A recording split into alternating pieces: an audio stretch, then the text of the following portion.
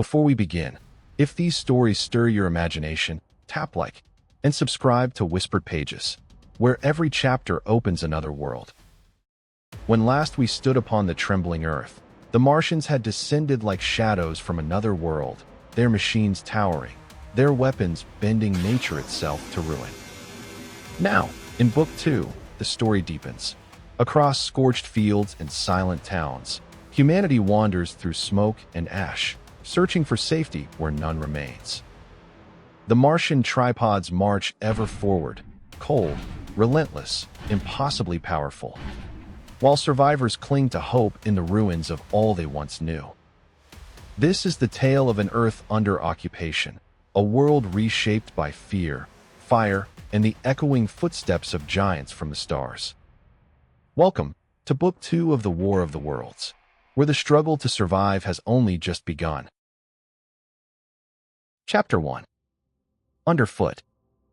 In the first book, I have wandered so much from my own adventures to tell of the experiences of my brother that all through the last 2 chapters I and the Curate have been lurking in the empty house at Halliford whither we fled to escape the black smoke. There I will resume.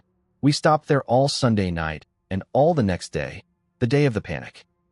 In a little island of daylight, cut off by the black smoke from the rest of the world, we could do nothing but wait in aching inactivity during those 2 weary days.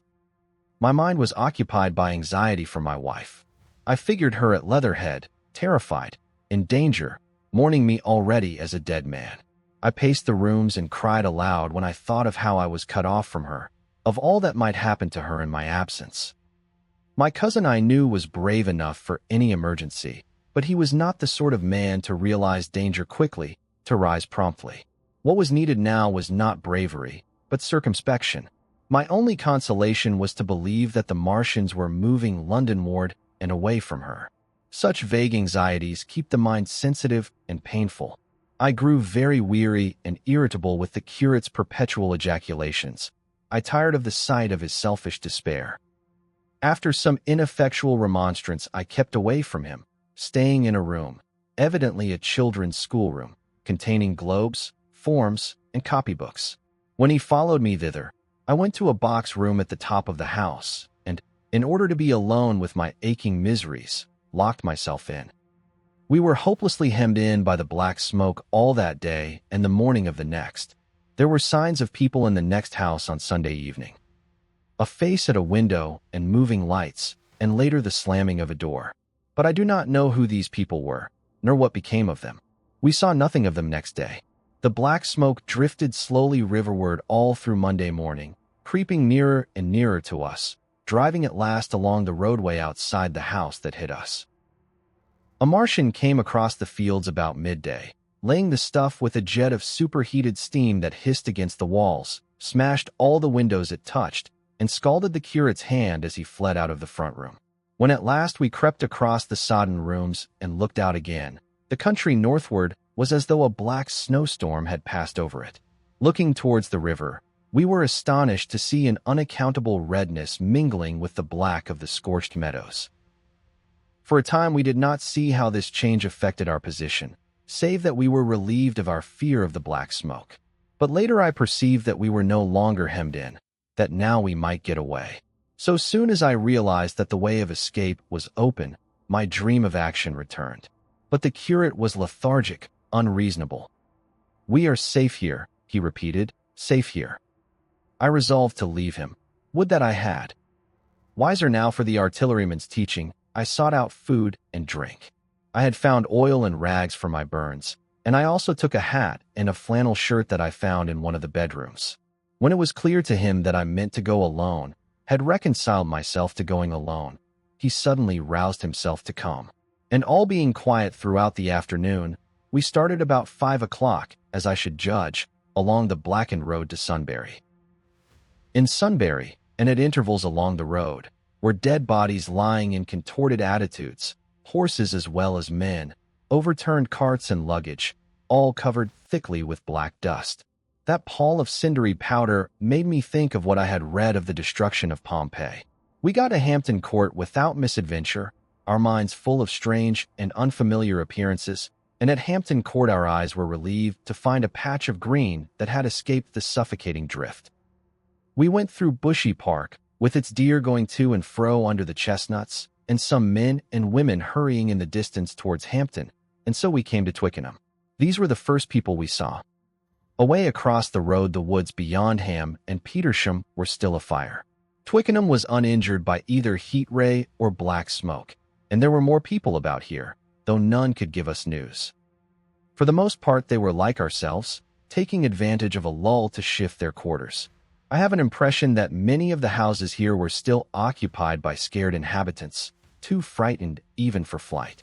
Here, too, the evidence of a hasty rout was abundant along the road. I remember most vividly 3 smashed bicycles in a heap, pounded into the road by the wheels of subsequent carts. We crossed Richmond Bridge about 8:30. We hurried across the exposed bridge, of course, but I noticed floating down the stream a number of red masses, some many feet across. I did not know what these were. There was no time for scrutiny, and I put a more horrible interpretation on them than they deserved. Here again on the Surrey side were black dust that had once been smoke and dead bodies, a heap near the approach to the station, but we had no glimpse of the Martians until we were some way towards Barnes. We saw in the blackened distance a group of 3 people running down a side street towards the river, but otherwise it seemed deserted. Up the hill, Richmond town was burning briskly. Outside the town of Richmond, there was no trace of the black smoke. Then suddenly, as we approached Kew, came a number of people running, and the upperworks of a Martian fighting machine loomed in sight over the housetops, not 100 yards away from us. We stood aghast at our danger, and had the Martian looked down, we must immediately have perished. We were so terrified that we dared not go on, but turned aside and hid in a shed in a garden. There the curate crouched, weeping silently, and refusing to stir again.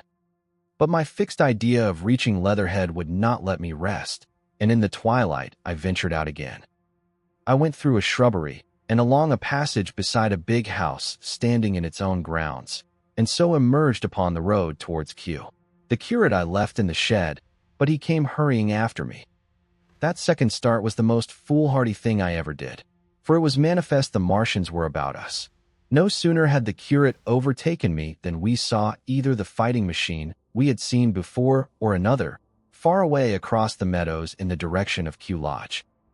4 or 5 little black figures hurried before it across the green-gray of the field, and in a moment it was evident this Martian pursued them. In 3 strides he was among them, and they ran radiating from his feet in all directions. He used no heat ray to destroy them, but picked them up one by one. Apparently he tossed them into the great metallic carrier which projected behind him, much as a workman's basket hangs over his shoulder. It was the first time I realized that the Martians might have any other purpose than destruction with defeated humanity. We stood for a moment petrified, then turned and fled through a gate behind us into a walled garden, fell into, rather than found, a fortunate ditch, and lay there, scarce daring to whisper to each other until the stars were out. I suppose it was nearly 11 o'clock before we gathered courage to start again, no longer venturing into the road, but sneaking along hedgerows and through plantations, and watching keenly through the darkness, he on the right and I on the left, for the Martians, who seemed to be all about us. In one place we blundered upon a scorched and blackened area, now cooling and ashen, and a number of scattered dead bodies of men, burned horribly about the heads and trunks, but with their legs and boots mostly intact, and of dead horses 50 feet, perhaps, behind a line of 4 ripped guns and smashed gun carriages. Sheen, it seemed, had escaped destruction, but the place was silent and deserted. Here we happened on no dead, though the night was too dark for us to see into the side roads of the place. In Sheen, my companion suddenly complained of faintness and thirst, and we decided to try one of the houses. The first house we entered, after a little difficulty with the window, was a small semi-detached villa, and I found nothing eatable left in the place but some moldy cheese. There was, however, water to drink. And I took a hatchet, which promised to be useful in our next housebreaking. We then crossed to a place where the road turns towards Mortlake. Here there stood a white house within a walled garden, and in the pantry of this domicile we found a store of food, 2 loaves of bread in a pan, an uncooked steak, and the half of a ham. I give this catalogue so precisely because, as it happened, we were destined to subsist upon this store for the next fortnight. Bottled beer stood under a shelf, and there were 2 bags of haricot beans and some limp lettuces. This pantry opened into a kind of wash-up kitchen, and in this was firewood. There was also a cupboard, in which we found nearly a dozen of burgundy, tinned soups and salmon, and 2 tins of biscuits. We sat in the adjacent kitchen in the dark, for we dared not strike a light, and ate bread and ham, and drank beer out of the same bottle. The curate, who was still timorous and restless, was now, oddly enough, for pushing on, and I was urging him to keep up his strength by eating when the thing happened that was to imprison us. "It can't be midnight yet," I said, and then came a blinding glare of vivid green light. Everything in the kitchen leaped out, clearly visible in green and black, and vanished again. And then followed such a concussion as I have never heard before or since. So close on the heels of this as to seem instantaneous came a thud behind me, a clash of glass, a crash and rattle of falling masonry all about us, and the plaster of the ceiling came down upon us, smashing into a multitude of fragments upon our heads. I was knocked headlong across the floor against the oven handle and stunned. I was insensible for a long time, the curate told me, and when I came to we were in darkness again, and he, with a face wet, as I found afterwards, with blood from a cut forehead, was dabbing water over me. For some time I could not recollect what had happened. Then things came to me slowly. A bruise on my temple asserted itself. "Are you better?" asked the curate in a whisper. At last I answered him. I sat up. "Don't move," he said. "The floor is covered with smashed crockery from the dresser. You can't possibly move without making a noise, and I fancy they are outside." We both sat quite silent, so that we could scarcely hear each other breathing. Everything seemed deadly still, but once something near us, some plaster or broken brickwork, slid down with a rumbling sound. Outside and very near was an intermittent, metallic rattle. "That," said the curate, when presently it happened again. "Yes," I said, "but what is it?" "A Martian," said the curate. I listened again. "It was not like the heat ray," I said, and for a time I was inclined to think one of the great fighting machines had stumbled against the house, as I had seen one stumble against the tower of Shepperton Church. Our situation was so strange and incomprehensible that for 3 or 4 hours, until the dawn came, we scarcely moved. And then the light filtered in, not through the window, which remained black, but through a triangular aperture between a beam and a heap of broken bricks in the wall behind us. The interior of the kitchen we now saw grayly for the first time. The window had been burst in by a mass of garden mold, which flowed over the table upon which we had been sitting and lay about our feet. Outside, the soil was banked high against the house. At the top of the window frame, we could see an uprooted drainpipe. The floor was littered with smashed hardware. The end of the kitchen towards the house was broken into, and since the daylight shone in there, it was evident the greater part of the house had collapsed. Contrasting vividly with this ruin was the neat dresser, stained in the fashion, pale green, and with a number of copper and tin vessels below it, the wallpaper imitating blue and white tiles, and a couple of colored supplements fluttering from the walls above the kitchen range. As the dawn grew clearer, we saw through the gap in the wall the body of a Martian, standing sentinel, I suppose, over the still glowing cylinder. At the sight of that we crawled as circumspectly as possible out of the twilight of the kitchen into the darkness of the scullery. Abruptly the right interpretation dawned upon my mind. "The 5th cylinder," I whispered, "the 5th shot from Mars, has struck this house and buried us under the ruins." For a time the curate was silent, and then he whispered, "God have mercy upon us." I heard him presently whimpering to himself. Save for that sound we lay quite still in the scullery. I for my part scarce dared breathe, and sat with my eyes fixed on the faint light of the kitchen door. I could just see the curate's face, a dim, oval shape, and his collar and cuffs. Outside there began a metallic hammering, then a violent hooting, and then again, after a quiet interval, a hissing like the hissing of an engine. These noises, for the most part problematical, continued intermittently, and seemed if anything to increase in number as time wore on.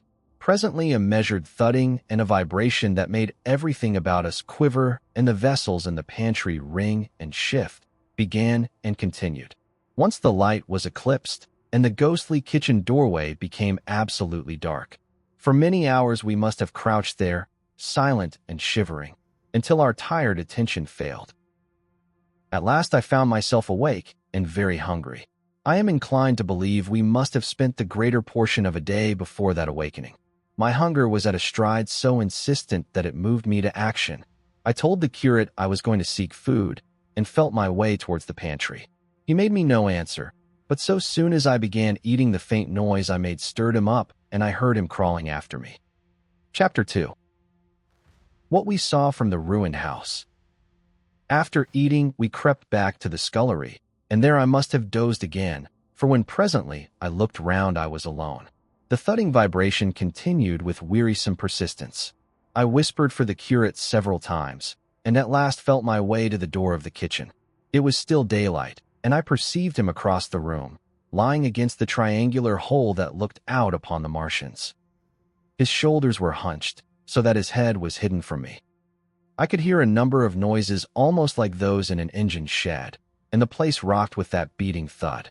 Through the aperture in the wall, I could see the top of a tree touched with gold and the warm blue of a tranquil evening sky. For a minute or so, I remained watching the curate, and then I advanced, crouching and stepping with extreme care amid the broken crockery that littered the floor. I touched the curate's leg, and he started so violently that a mass of plaster went sliding down outside and fell with a loud impact. I gripped his arm, fearing he might cry out, and for a long time we crouched motionless. Then I turned to see how much of our rampart remained. The detachment of the plaster had left a vertical slit open in the debris, and by raising myself cautiously across a beam, I was able to see out of this gap into what had been overnight a quiet suburban roadway. Vast, indeed, was the change that we beheld. The fifth cylinder must have fallen right into the midst of the house we had first visited. The building had vanished, completely smashed, pulverized, and dispersed by the blow. The cylinder lay now far beneath the original foundations, deep in a hole, already vastly larger than the pit I had looked into at Woking. The earth all round it had splashed under that tremendous impact. Splashed is the only word, and lay in heaped piles that hid the masses of the adjacent houses. It had behaved exactly like mud under the violent blow of a hammer. Our house had collapsed backward. The front portion, even on the ground floor, had been destroyed completely. By a chance the kitchen and scullery had escaped, and stood buried now under soil and ruins, closed in by tons of earth on every side save towards the cylinder. Over that aspect we hung now on the very edge of the great circular pit the Martians were engaged in making. The heavy beating sound was evidently just behind us, and ever and again a bright green vapor drove up like a veil across our peephole. The cylinder was already opened in the center of the pit, and on the farther edge of the pit, amid the smashed and gravel-heaped shrubbery, one of the great fighting machines, deserted by its occupant, stood stiff and tall against the evening sky. At first I scarcely noticed the pit and the cylinder, although it has been convenient to describe them first, on account of the extraordinary glittering mechanism I saw busy in the excavation, and on account of the strange creatures that were crawling slowly and painfully across the heaped mold near it. The mechanism it certainly was that held my attention first. It was one of those complicated fabrics that have since been called handling machines, and the study of which has already given such an enormous impetus to terrestrial invention. As it dawned upon me first, it presented a sort of metallic spider with 5 jointed, agile legs, and with an extraordinary number of jointed levers, bars, and reaching and clutching tentacles about its body. Most of its arms were retracted, but with 3 long tentacles it was fishing out a number of rods, plates, and bars which lined the covering and apparently strengthened the walls of the cylinder. These, as it extracted them, were lifted out and deposited upon a level surface of earth behind it.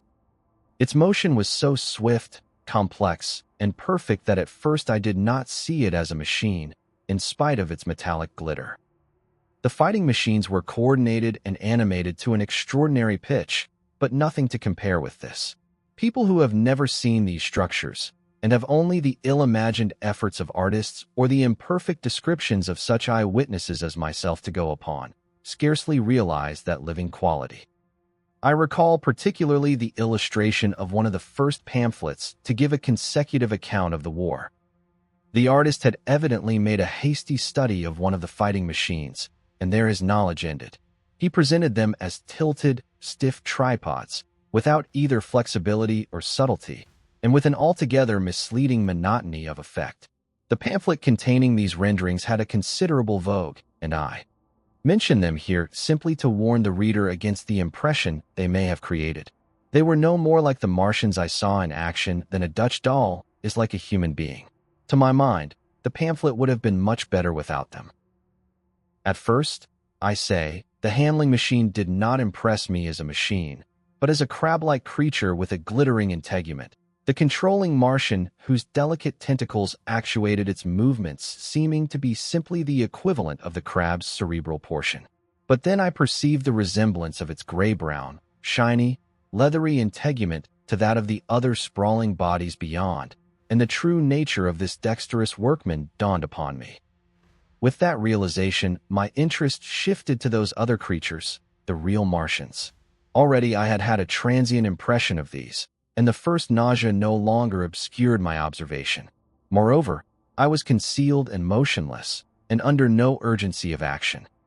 They were, I now saw, the most unearthly creatures it is possible to conceive. They were huge round bodies, or, rather, heads, about 4 feet in diameter, each body having in front of it a face.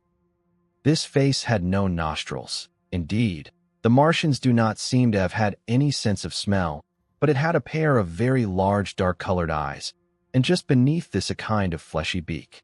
In the back of this head or body, I scarcely know how to speak of it, was the single tight tympanic surface, since known to be anatomically an ear, though it must have been almost useless in our dense air. In a group round the mouth were 16 slender, almost whip-like tentacles, arranged in 2 bunches of 8 each. These bunches have since been named rather aptly, by that distinguished anatomist, Professor Howe's, the hands. Even as I saw these Martians for the first time, they seemed to be endeavoring to raise themselves on these hands. But of course, with the increased weight of terrestrial conditions, this was impossible. There is reason to suppose that on Mars they may have progressed upon them with some facility. The internal anatomy, I may remark here, as dissection has since shown, was almost equally simple. The greater part of the structure was the brain, sending enormous nerves to the eyes, ear, and tactile tentacles. Besides this were the bulky lungs, into which the mouth opened, and the heart and its vessels. The pulmonary distress caused by the denser atmosphere and greater gravitational attraction was only too evident in the convulsive movements of the outer skin. And this was the sum of the Martian organs. Strange as it may seem to a human being, all the complex apparatus of digestion, which makes up the bulk of our bodies, did not exist in the Martians. They were heads, merely heads. Entrails they had none. They did not eat, much less digest. Instead, they took the fresh, living blood of other creatures and injected it into their own veins. I have myself seen this being done, as I shall mention in its place. But, squeamish as I may seem, I cannot bring myself to describe what I could not endure even to continue watching. Let it suffice to say, blood obtained from a still living animal, in most cases from a human being, was run directly by means of a little pipette into the recipient canal. The bare idea of this is no doubt horribly repulsive to us, but at the same time I think that we should remember how repulsive our carnivorous habits would seem to an intelligent rabbit. The physiological advantages of the practice of injection are undeniable, if one thinks of the tremendous waste of human time and energy occasioned by eating and the digestive process. Our bodies are half made up of glands and tubes and organs, occupied in turning heterogeneous food into blood. The digestive processes and their reaction upon the nervous system sap our strength and color our minds. Men go happy or miserable as they have healthy or unhealthy livers or sound gastric glands. But the Martians were lifted above all these organic fluctuations of mood and emotion. Their undeniable preference for men as their source of nourishment is partly explained by the nature of the remains of the victims they had brought with them as provisions from Mars. These creatures, to judge from the shriveled remains that have fallen into human hands, were bipeds with flimsy, siliceous skeletons, almost like those of the siliceous sponges, and feeble musculature, standing about 6 feet high and having round, erect heads and large eyes and flinty sockets. 2 or 3 of these seem to have been brought in each cylinder, and all were killed before Earth was reached. It was just as well for them, for the mere attempt to stand upright upon our planet would have broken every bone in their bodies. And while I am engaged in this description, I may add in this place certain further details which, although they were not all evident to us at the time, will enable the reader who is unacquainted with them to form a clearer picture of these offensive creatures. In 3 other points, their physiology differed strangely from ours. Their organisms did not sleep, any more than the heart of man sleeps. Since they had no extensive muscular mechanism to recuperate, that periodical extinction was unknown to them. They had little or no sense of fatigue, it would seem. On Earth they could never have moved without effort, yet even to the last they kept in action. In 24 hours they did 24 hours of work, as even on Earth is perhaps the case with the ants. In the next place, wonderful as it seems in a sexual world, the Martians were absolutely without sex, and therefore without any of the tumultuous emotions that arise from that difference among men. A young Martian, there can now be no dispute, was really born upon Earth during the war, and it was found attached to its parent, partially budded off, just as young lily bulbs bud off, or like the young animals in the freshwater polyp. In man, in all the higher terrestrial animals, such a method of increase has disappeared, but even on this Earth it was certainly the primitive method. Among the lower animals, up even to those first cousins of the vertebrate animals, the tunicates, the 2 processes occur side by side, but finally the sexual method superseded its competitor altogether. On Mars, however, just the reverse has apparently been the case. It is worthy of remark that a certain speculative writer of quasi-scientific repute, writing long before the Martian invasion, did forecast for man a final structure not unlike the actual Martian condition.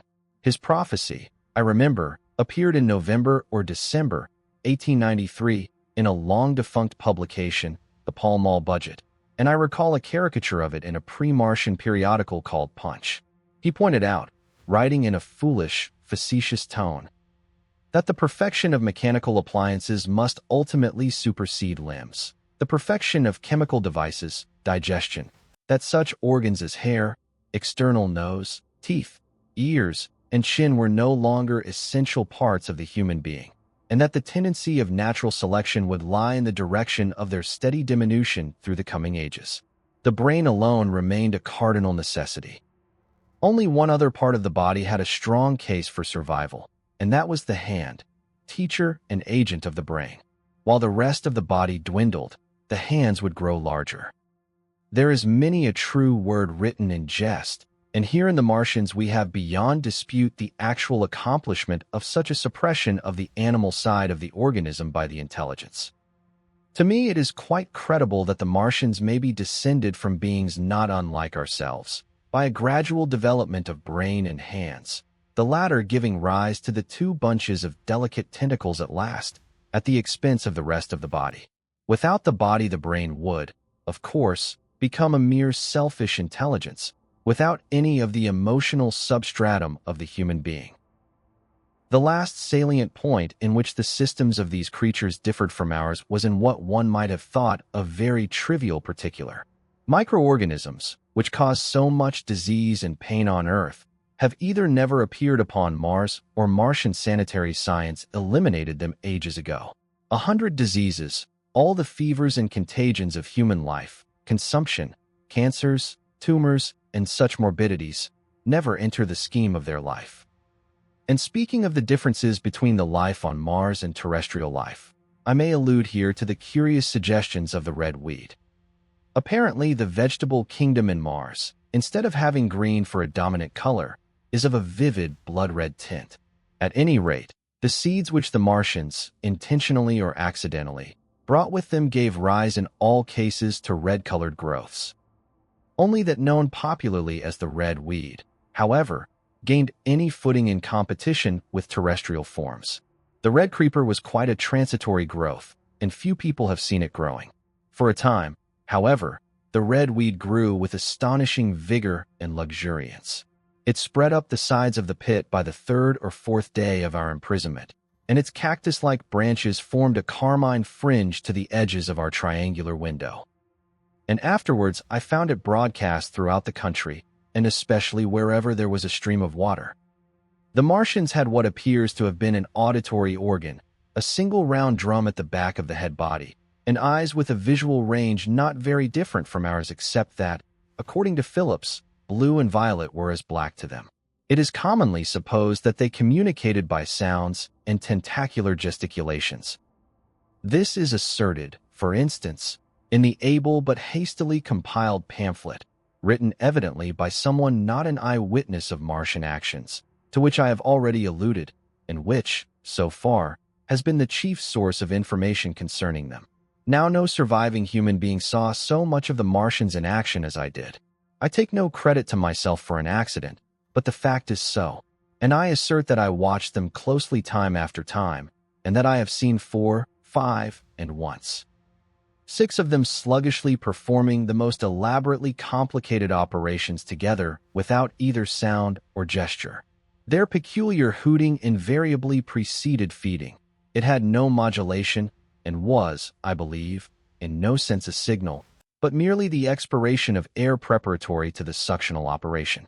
I have a certain claim to at least an elementary knowledge of psychology, and in this matter I am convinced, as firmly as I am convinced of anything, that the Martians interchanged thoughts without any physical intermediation. And I have been convinced of this in spite of strong preconceptions. Before the Martian invasion, as an occasional reader here or there may remember, I had written with some little vehemence against the telepathic theory. The Martians wore no clothing. Their conceptions of ornament and decorum were necessarily different from ours. And not only were they evidently much less sensible of changes of temperature than we are, but changes of pressure do not seem to have affected their health at all seriously. Yet though they wore no clothing, it was in the other artificial additions to their bodily resources that their great superiority over man lay. We men, with our bicycles and road skates, our Lilienthal soaring machines, our guns and sticks and so forth, are just in the beginning of the evolution that the Martians have worked out. They have become practically mere brains, wearing different bodies according to their needs, just as men wear suits of clothes and take a bicycle in a hurry or an umbrella in the wet. And of their appliances, perhaps nothing is more wonderful to a man than the curious fact that what is the dominant feature of almost all human devices and mechanism is absent. The wheel is absent. Among all the things they brought to earth, there is no trace or suggestion of their use of wheels. One would have at least expected it in locomotion. And in this connection, it is curious to remark that even on this earth nature has never hit upon the wheel, or has preferred other expedients to its development. And not only did the Martians either not know of, which is incredible, or abstain from, the wheel, but in their apparatus singularly little use is made of the fixed pivot or relatively fixed pivot, with circular motions thereabout confined to one plane. Almost all the joints of the machinery present a complicated system of sliding parts moving over small, but beautifully curved friction bearings. And while upon this matter of detail, it is remarkable that the long leverages of their machines are in most cases actuated by a sort of sham musculature of the discs in an elastic sheath. These discs become polarized and drawn closely and powerfully together when traversed by a current of electricity. In this way, the curious parallelism to animal motions, which was so striking and disturbing to the human beholder, was attained. Such quasi-muscles abounded in the crab-like handling machine which, on my first peeping out of the slit, I watched unpacking the cylinder. It seemed infinitely more alive than the actual Martians lying beyond it in the sunset light, panting, stirring ineffectual tentacles, and moving feebly after their vast journey across space. While I was still watching their sluggish motions in the sunlight, and noting each strange detail of their form, the curate reminded me of his presence by pulling violently at my arm. I turned to a scowling face and silent, eloquent lips. He wanted the slit, which permitted only one of us to peep through, and so I had to forego watching them for a time while he enjoyed that privilege. When I looked again, the busy handling machine had already put together several of the pieces of apparatus it had taken out of the cylinder into a shape having an unmistakable likeness to its own, and down on the left a busy little digging mechanism had come into view, emitting jets of green vapor and working its way round the pit, excavating and embanking in a methodical and discriminating manner. This it was which had caused the regular beating noise and the rhythmic shocks that had kept our ruinous refuge quivering. It piped and whistled as it worked. So far as I could see, the thing was without a directing Martian at all. Chapter 3. The Days of Imprisonment. The arrival of a second fighting machine drove us from our peephole into the scullery, for we feared that from his elevation the Martian might see down upon us behind our barrier. At a later date, we began to feel less in danger of their eyes, for to an eye in the dazzle of the sunlight outside our refuge must have been blank blackness, but at first the slightest suggestion of approach drove us into the scullery in heart-throbbing retreat. Yet terrible as was the danger we incurred, the attraction of peeping was for both of us irresistible, and I recall now with a sort of wonder that, in spite of the infinite danger in which we were between starvation and a still more terrible death, we could yet struggle bitterly for that horrible privilege of sight. We would race across the kitchen in a grotesque way between eagerness and the dread of making a noise, and strike each other, and thrust and kick, within a few inches of exposure. The fact is that we had absolutely incompatible dispositions and habits of thought and action, and our danger and isolation only accentuated the incompatibility. At Halliford, I had already come to hate the curate's trick of helpless exclamation, his stupid rigidity of mind. His endless muttering monologue vitiated every effort I made to think out a line of action, and drove me at times, thus pent up and intensified, almost to the verge of craziness. He was as lacking in restraint as a silly woman. He would weep for hours together, and I verily believe that to the very end this spoiled child of life thought his weak tears in some way efficacious. And I would sit in the darkness, unable to keep my mind off him by reason of his importunities. He ate more than I did, and it was in vain I pointed out that our only chance of life was to stop in the house until the Martians had done with their pit, that in that long patience a time might presently come when we should need food. He ate and drank impulsively in heavy meals at long intervals. He slept little.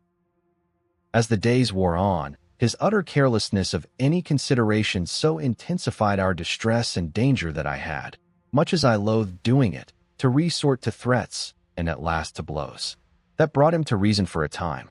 But he was one of those weak creatures, void of pride, timorous, anemic, hateful souls, full of shifty cunning, who face neither God nor man, who face not even themselves.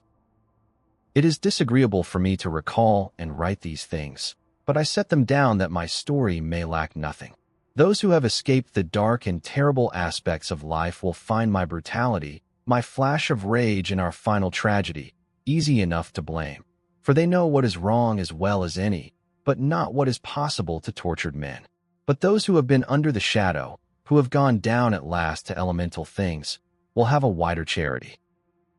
And while within we fought out our dark, dim contest of whispers, snatched food and drink, and gripping hands and blows, without, in the pitiless sunlight of that terrible June, was the strange wonder, the unfamiliar routine of the Martians in the pit. Let me return to those first new experiences of mine. After a long time, I ventured back to the peephole, to find that the newcomers had been reinforced by the occupants of no fewer than 3 of the fighting machines. These last had brought with them certain fresh appliances that stood in an orderly manner about the cylinder. The second handling machine was now completed, and was busied in serving one of the novel contrivances the big machine had brought. This was a body resembling a milk can in its general form, above which oscillated a pear-shaped receptacle, and from which a stream of white powder flowed into a circular basin below. The oscillatory motion was imparted to this by one tentacle of the handling machine. With two spatulate hands, the handling machine was digging out and flinging masses of clay into the pear-shaped receptacle above, while with another arm it periodically opened a door and removed rusty and blackened clinkers from the middle part of the machine. Another steely tentacle directed the powder from the basin along a ribbed channel towards some receiver that was hidden from me by the mound of bluish dust. From this unseen receiver, a little thread of green smoke rose vertically into the quiet air.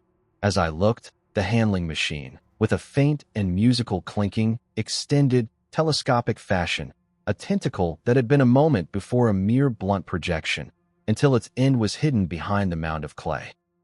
In another second it had lifted a bar of white aluminium into sight, untarnished as yet, and shining dazzlingly, and deposited it in a growing stack of bars that stood at the side of the pit.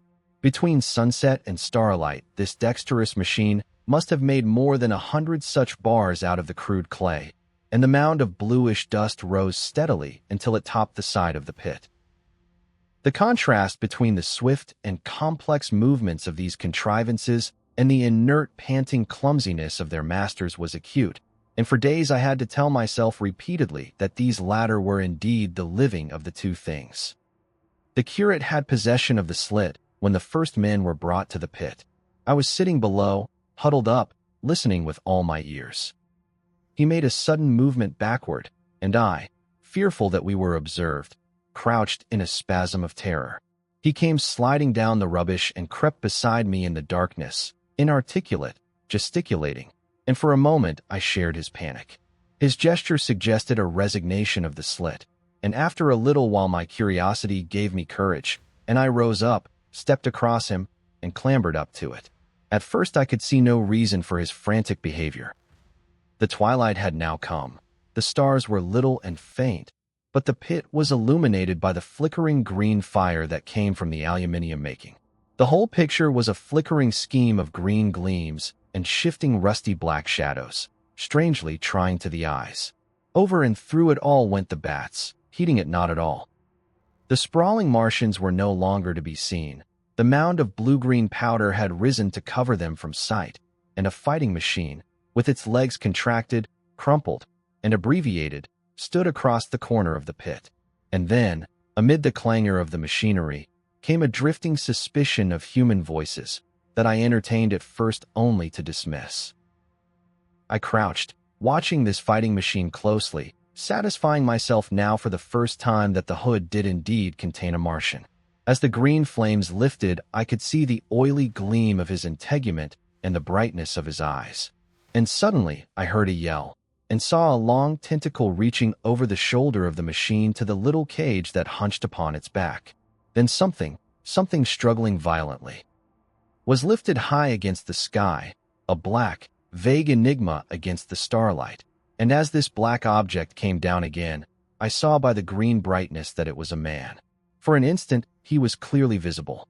He was a stout, ruddy, middle-aged man, well-dressed. 3 days before, he must have been walking the world, a man of considerable consequence. I could see his staring eyes and gleams of light on his studs and watch chain. He vanished behind the mound, and for a moment there was silence. And then began a shrieking and a sustained and cheerful hooting from the Martians. I slid down the rubbish, struggled to my feet, clapped my hands over my ears, and bolted into the scullery. The curate, who had been crouching silently with his arms over his head, looked up as I passed, cried out quite loudly at my desertion of him, and came running after me. That night, as we lurked in the scullery, balanced between our horror and the terrible fascination this peeping had, although I felt an urgent need of action, I tried in vain to conceive some plan of escape. But afterwards, during the second day, I was able to consider our position with great clearness. The curate, I found, was quite incapable of discussion. This new and culminating atrocity had robbed him of all vestiges of reason or forethought. Practically, he had already sunk to the level of an animal. But as the saying goes, I gripped myself with both hands. It grew upon my mind, once I could face the facts, that terrible as our position was, there was as yet no justification for absolute despair. Our chief chance lay in the possibility of the Martians making the pit nothing more than a temporary encampment. Or even if they kept it permanently, they might not consider it necessary to guard it, and a chance of escape might be afforded us. I also weighed very carefully the possibility of our digging a way out in a direction away from the pit, but the chances of our emerging within sight of some Sentinel fighting machine seemed at first too great, and I should have had to do all the digging myself. The Curate would certainly have failed me. It was on the third day, if my memory serves me right, that I saw the lad killed. It was the only occasion on which I actually saw the Martians feed. After that experience, I avoided the hole in the wall for the better part of a day. I went into the scullery, removed the door, and spent some hours digging with my hatchet as silently as possible. But when I had made a hole about a couple of feet deep, the loose earth collapsed noisily, and I did not dare continue. I lost heart, and lay down on the scullery floor for a long time, having no spirit even to move. And after that I abandoned altogether the idea of escaping by excavation.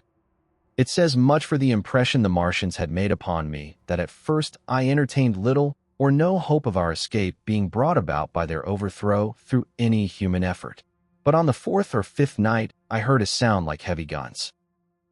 It was very late in the night, and the moon was shining brightly.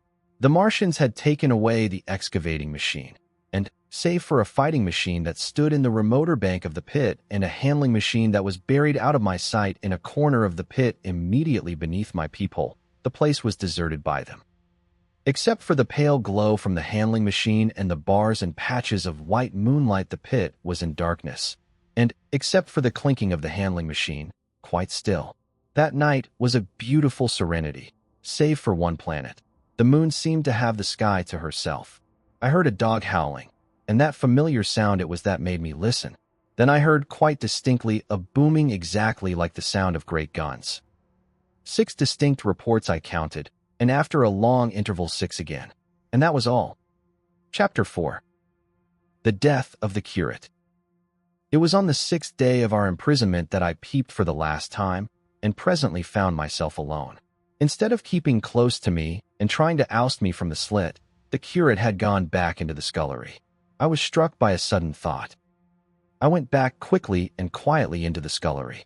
In the darkness, I heard the Curate drinking. I snatched in the darkness, and my fingers caught a bottle of Burgundy. For a few minutes, there was a tussle. The bottle struck the floor and broke, and I desisted and rose. We stood panting and threatening each other. In the end, I planted myself between him and the food and told him of my determination to begin a discipline. I divided the food in the pantry into rations to last us 10 days. I would not let him eat any more that day. In the afternoon, he made a feeble effort to get at the food. I had been dozing, but in an instant I was awake. All day and all night we sat face to face, I weary but resolute, and he weeping and complaining of his immediate hunger. It was, I know, a night and a day, but to me it seems now, an interminable length of time. And so our widened incompatibility ended at last in open conflict. For 2 vast days we struggled in undertones and wrestling contests. There were times when I beat and kicked him madly, times when I cajoled and persuaded him, and once I tried to bribe him with the last bottle of Burgundy, for there was a rainwater pump from which I could get water. But neither force nor kindness availed. He was indeed beyond reason. He would neither desist from his attacks on the food nor from his noisy babbling to himself. The rudimentary precautions to keep our imprisonment endurable he would not observe. Slowly I began to realize the complete overthrow of his intelligence, to perceive that my sole companion in this close and sickly darkness was a man insane. From certain vague memories, I am inclined to think my own mind wandered at times. I had strange and hideous dreams whenever I slept. It sounds paradoxical, but I am inclined to think that the weakness and insanity of the Curate warned me, braced me, and kept me a sane man. On the 8th day he began to talk aloud instead of whispering, and nothing I could do would moderate his speech. It is just, "Oh God," he would say, over and over again. It is just, on me and mine be the punishment laid. We have sinned, we have fallen short. There was poverty, sorrow. The poor were trodden in the dust, and I held my peace. I preached acceptable folly. My God, what folly! when I should have stood up, though I died for it, and called upon them to repent. Repent. Oppressors of the poor and needy. The winepress of God. Then he would suddenly revert to the matter of the food I withheld from him, praying, begging, weeping, at last threatening. He began to raise his voice. I prayed him not to. He perceived a hold on me. He threatened he would shout and bring the Martians upon us. For a time that scared me, but any concession would have shortened our chance of escape beyond estimating. I defied him, although I felt no assurance that he might not do this thing. But that day, at any rate, he did not. He talked with his voice rising slowly through the greater part of the 8th and 9th days.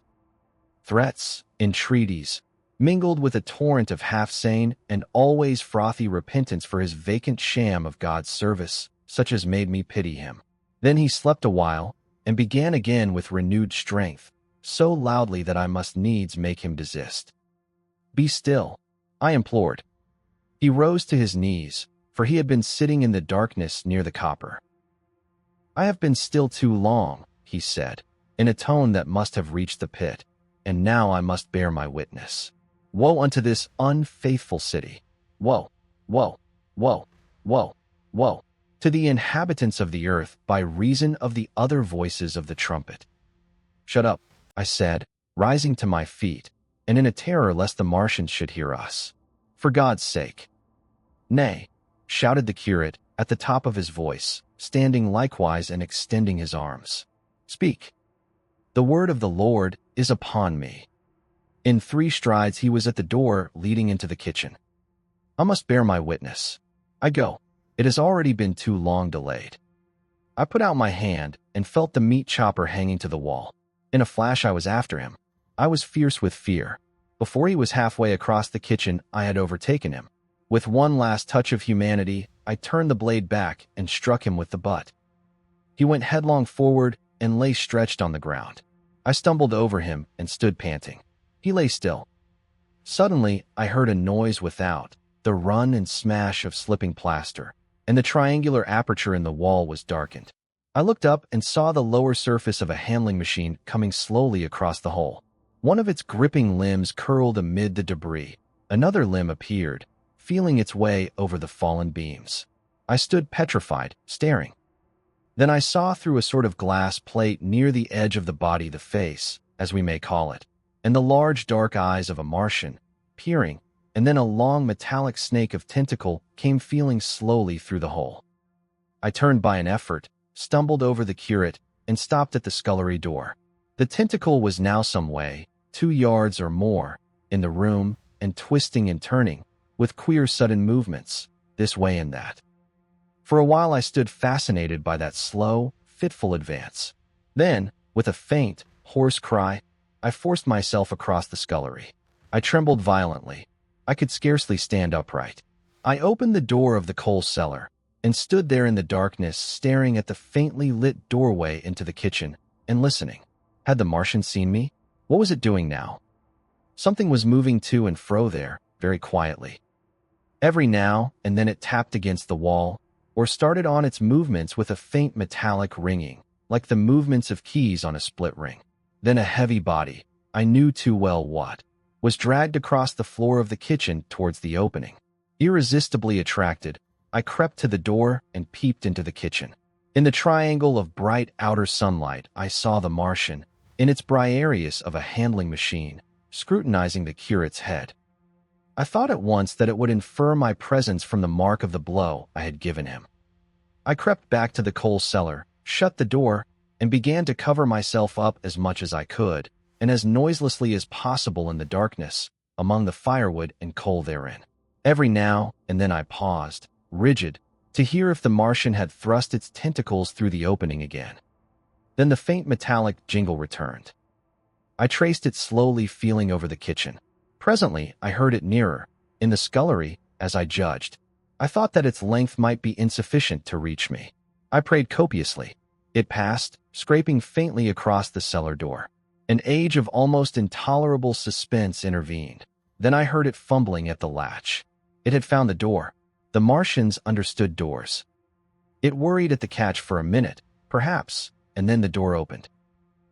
In the darkness, I could just see the thing, like an elephant's trunk more than anything else, waving towards me and touching and examining the wall, coals, wood, and ceiling. It was like a black worm swaying its blind head to and fro. Once, even, it touched the heel of my boot. I was on the verge of screaming. I bit my hand. For a time, the tentacle was silent. I could have fancied it had been withdrawn. Presently, with an abrupt click, it gripped something. I thought it had me, and seemed to go out of the cellar again. For a minute, I was not sure. Apparently, it had taken a lump of coal to examine. I seized the opportunity of slightly shifting my position, which had become cramped, and then listened. I whispered passionate prayers for safety. Then I heard the slow, deliberate sound creeping towards me again. Slowly, slowly it drew near, scratching against the walls and tapping the furniture. While I was still doubtful, it rapped smartly against the cellar door and closed it. I heard it go into the pantry, and the biscuit tins rattled and a bottle smashed, and then came a heavy bump against the cellar door. Then silence that passed into an infinity of suspense. Had it gone? At last I decided that it had. It came into the scullery no more. But I lay all the 10th day in the close darkness, buried among coals and firewood, not daring even to crawl out for the drink for which I craved. It was the 11th day before I ventured so far from my security. Chapter 5. The Stillness. My first act before I went into the pantry was to fasten the door between the kitchen and the scullery. But the pantry was empty. Every scrap of food had gone. Apparently, the Martian had taken it all on the previous day. At that discovery, I despaired for the first time. I took no food, or no drink either, on the 11th or the 12th day. At first my mouth and throat were parched, and my strength ebbed sensibly.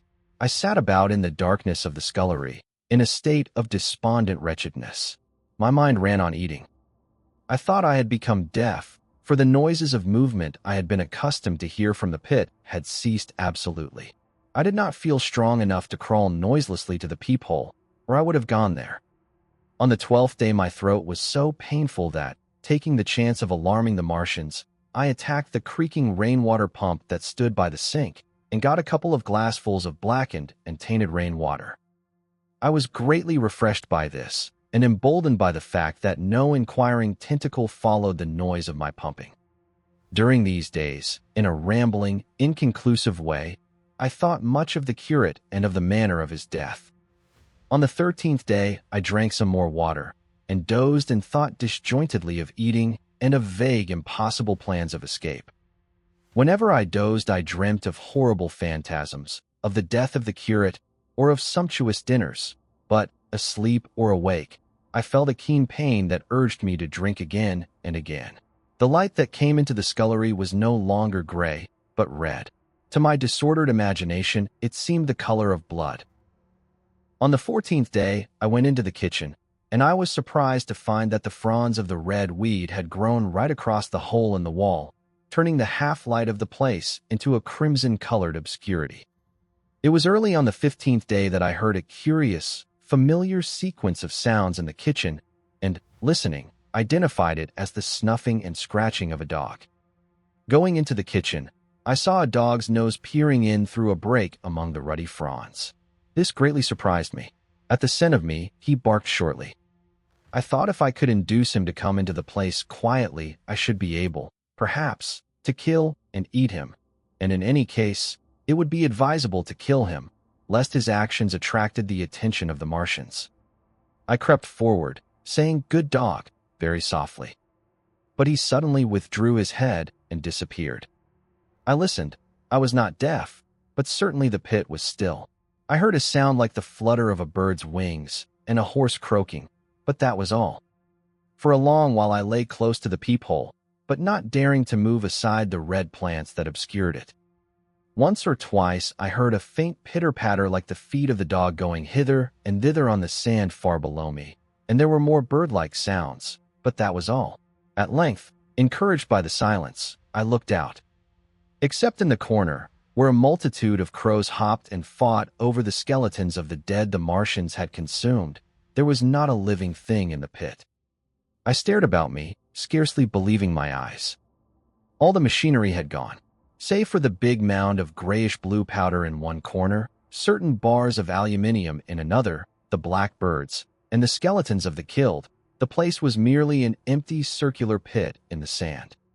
Slowly I thrust myself out through the red weed and stood upon the mound of rubble. I could see in any direction save behind me, to the north, and neither Martians nor sign of Martians were to be seen. The pit dropped sheerly from my feet, but a little way along the rubbish afforded a practicable slope to the summit of the ruins. My chance of escape had come. I began to tremble. I hesitated for some time, and then, in a gust of desperate resolution, and with a heart that throbbed violently, I scrambled to the top of the mound in which I had been buried so long. I looked about again. To the north, too, no Martian was visible. When I had last seen this part of Sheen in the daylight, it had been a straggling street of comfortable white and red houses, interspersed with abundant shady trees. Now I stood on a mound of smashed brickwork, clay, and gravel, over which spread a multitude of red cactus-shaped plants, knee-high, without a solitary terrestrial growth to dispute their footing. The trees near me were dead and brown, but further a network of red threads scaled the still living stems. The neighboring houses had all been wrecked, but none had been burned. Their walls stood, sometimes to the second story, with smashed windows and shattered doors. The red weed grew tumultuously in their roofless rooms. Below me was the great pit, with the crows struggling for its refuse. A number of other birds hopped about among the ruins. Far away I saw a gaunt cat slink crouchingly along a wall, but traces of men there were none. The day seemed, by contrast with my recent confinement, dazzlingly bright, the sky a glowing blue. A gentle breeze kept the red weed that covered every scrap of unoccupied ground gently swaying. And oh, the sweetness of the air. Chapter 6. The Work of 15 Days. For some time I stood tottering on the mound regardless of my safety.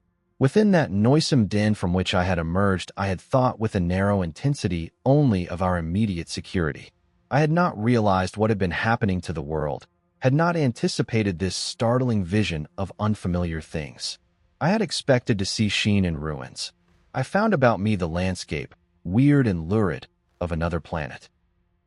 For that moment, I touched an emotion beyond the common range of men, yet one that the poor brutes we dominate know only too well. I felt as a rabbit might feel returning to his burrow and suddenly confronted by the work of a dozen busy navvies digging the foundations of a house. I felt the first inkling of a thing that presently grew quite clear in my mind, that oppressed me for many days, a sense of dethronement, a persuasion that I was no longer a master, but an animal among the animals, under the Martian heel. With us it would be as with them, to lurk and watch, to run and hide. The fear and empire of man had passed away.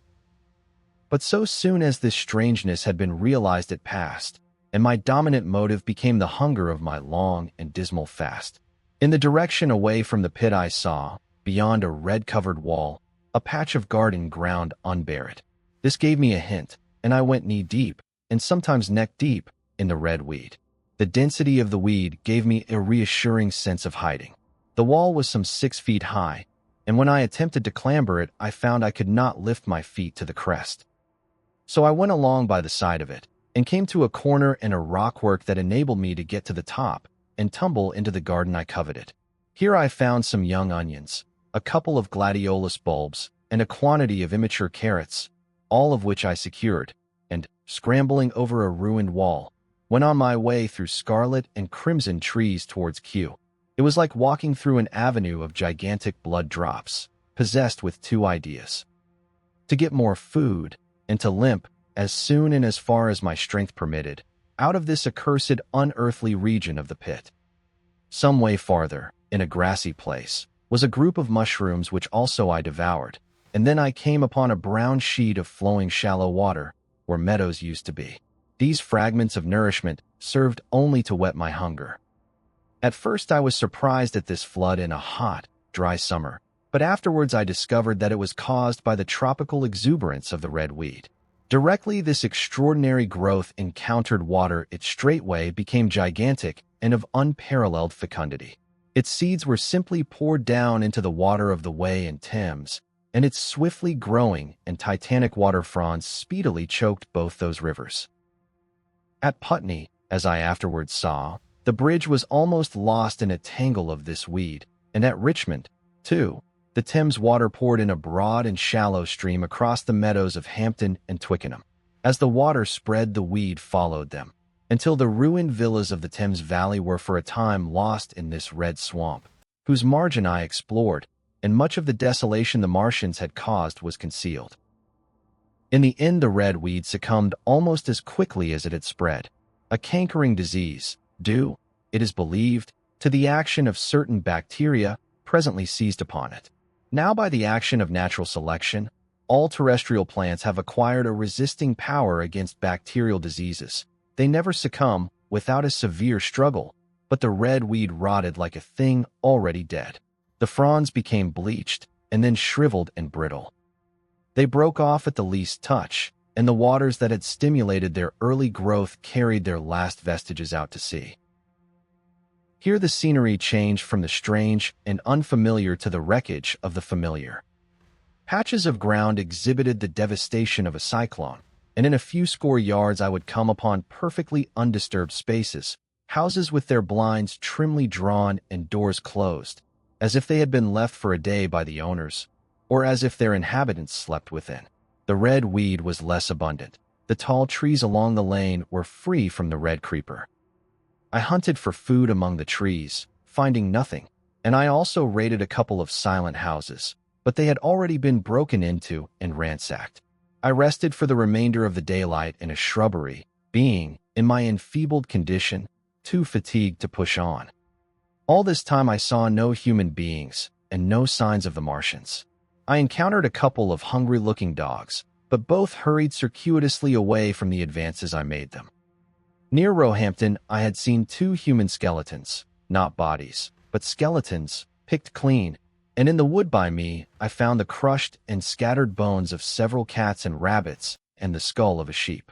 But though I gnawed parts of these in my mouth, there was nothing to be got from them. After sunset, I struggled on along the road towards Putney, where I think the heat ray must have been used for some reason. And in the garden beyond Roehampton, I got a quantity of immature potatoes, sufficient to stay my hunger. From this garden, one looked down upon Putney and the river. The aspect of the place in the dusk was singularly desolate. Blackened trees, blackened, desolate ruins, and down the hill the sheets of the flooded river, red tinged with the weed. And over all, silence. It filled me with indescribable terror to think how swiftly that desolating change had come. For a time I believed that mankind had been swept out of existence, and that I stood there alone, the last man left alive. Hard by the top of Putney Hill, I came upon another skeleton, with the arms dislocated and removed several yards from the rest of the body. As I proceeded, I became more and more convinced that the extermination of mankind was, save for such stragglers as myself, already accomplished in this part of the world. The Martians, I thought, had gone on and left the country desolated, seeking food elsewhere. Perhaps even now they were destroying Berlin or Paris, or it might be they had gone northward. Chapter 7. The Man on Putney Hill. I spent that night in the inn that stands at the top of Putney Hill, sleeping in a made bed for the first time since my flight to Leatherhead. I will not tell the needless trouble I had breaking into that house. Afterwards I found the front door was on the latch, nor how I ransacked every room for food, until just on the verge of despair, in what seemed to me to be a servant's bedroom, I found a rat-gnawed crust and 2 tins of pineapple. The place had been already searched and emptied. In the bar I afterwards found some biscuits and sandwiches that had been overlooked. The latter I could not eat, they were too rotten, but the former not only stayed my hunger, but filled my pockets. I lit no lamps, fearing some Martian might come beating that part of London for food in the night. Before I went to bed, I had an interval of restlessness and prowled from window to window, peering out for some sign of these monsters. I slept little. As I lay in bed, I found myself thinking consecutively, a thing I do not remember to have done since my last argument with the curate. During all the intervening time, my mental condition had been a hurrying succession of vague emotional states or a sort of stupid receptivity. But in the night my brain, reinforced, I suppose, by the food I had eaten, grew clear again, and I thought. Three things struggled for possession of my mind: the killing of the curate, the whereabouts of the Martians, and the possible fate of my wife. The former gave me no sensation of horror or remorse to recall. I saw it simply as a thing done, a memory infinitely disagreeable, but quite without the quality of remorse. I saw myself then as I see myself now, driven step by step towards that hasty blow, the creature of a sequence of accidents leading inevitably to that. I felt no condemnation, yet the memory, static, unprogressive, haunted me. In the silence of the night, with that sense of the nearness of God that sometimes comes into the stillness and the darkness, I stood my trial, my only trial, for that moment of wrath and fear. I retraced every step of our conversation from the moment when I had found him crouching beside me, heedless of my thirst, and pointing to the fire and smoke that streamed up from the ruins of Weybridge. We had been incapable of cooperation. Grim chance had taken no heed of that. Had I foreseen, I should have left him at Halliford. But I did not foresee, and crime is to foresee and do. And I set this down as I have set all this story down, as it was. There were no witnesses. All these things I might have concealed. But I set it down, and the reader must form his judgment as he will. And when, by an effort, I had set aside that picture of a prostrate body, I faced the problem of the Martians and the fate of my wife. For the former, I had no data. I could imagine 100 things, and so, unhappily, I could for the latter. And suddenly that night became terrible. I found myself sitting up in bed, staring at the dark. I found myself praying that the heat ray might have suddenly and painlessly struck her out of being. Since the night of my return from Leatherhead, I had not prayed. I had uttered prayers, fetish prayers, had prayed as heathens mutter charms when I was in extremity. But now I prayed indeed, pleading steadfastly and sanely, face to face with the darkness of God. Strange night. Strangest in this, that so soon as dawn had come, I, who had talked with God, crept out of the house like a rat leaving its hiding place. A creature scarcely larger, an inferior animal, a thing that for any passing whim of our masters might be hunted and killed. Perhaps they also prayed confidently to God. Surely, if we have learned nothing else, this war has taught us pity.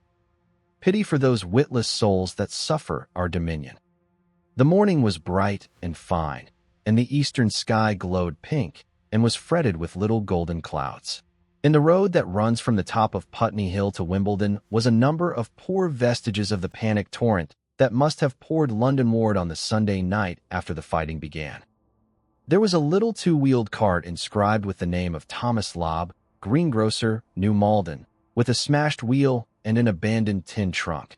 There was a straw hat trampled into the now hardened mud, and at the top of West Hill a lot of blood-stained glass about the overturned water trough. My movements were languid, my plans of the vaguest. I had an idea of going to Leatherhead, though I knew that there I had the poorest chance of finding my wife. Certainly, unless death had overtaken them suddenly, my cousins and she would have fled thence. But it seemed to me I might find or learn there whither the Surrey people had fled. I knew I wanted to find my wife, that my heart ached for her and the world of men, but I had no clear idea how the finding might be done. I was also sharply aware now of my intense loneliness. From the corner I went, under cover of a thicket of trees and bushes, to the edge of Wimbledon Common, stretching wide and far. That dark expanse was lit in patches by yellow gorse and broom. There was no red weed to be seen, and as I prowled, hesitating, on the verge of the open, the sun rose, flooding it all with light and vitality. I came upon a busy swarm of little frogs in a swampy place among the trees. I stopped to look at them, drawing a lesson from their stout resolve to live, and presently, turning suddenly, with an odd feeling of being watched, I beheld something crouching amid a clump of bushes. I stood regarding this. I made a step towards it, and it rose up and became a man armed with a cutlass. I approached him slowly. He stood silent and motionless, regarding me. As I drew nearer, I perceived he was dressed in clothes as dusty and filthy as my own. He looked, indeed, as though he had been dragged through a culvert. Nearer, I distinguished the green slime of ditches mixing with the pale drab of dried clay and shiny, coaly patches. His black hair fell over his eyes, and his face was dark and dirty and sunken, so that at first I did not recognize him. There was a red cut across the lower part of his face. "Stop!" he cried, when I was within 10 yards of him, and I stopped. His voice was hoarse. "Where do you come from?" he said. I thought, surveying him. "I come from Mortlake," I said. "I was buried near the pit the Martians made about their cylinder. I have worked my way out and escaped." "There is no food about here," he said. "This is my country. All this hill down to the river, and back to Clapham, and up to the edge of the common. There is only food for one. Which way are you going?" I answered slowly. "I don't know," I said. "I have been buried in the ruins of a house 13 or 14 days. I don't know what has happened." He looked at me doubtfully, then started, and looked with a changed expression. "I've no wish to stop about here," said I. "I think I shall go to Leatherhead, for my wife was there." He shot out a pointing finger. "It is you," said he, "the man from Woking. And you weren't killed at Weybridge."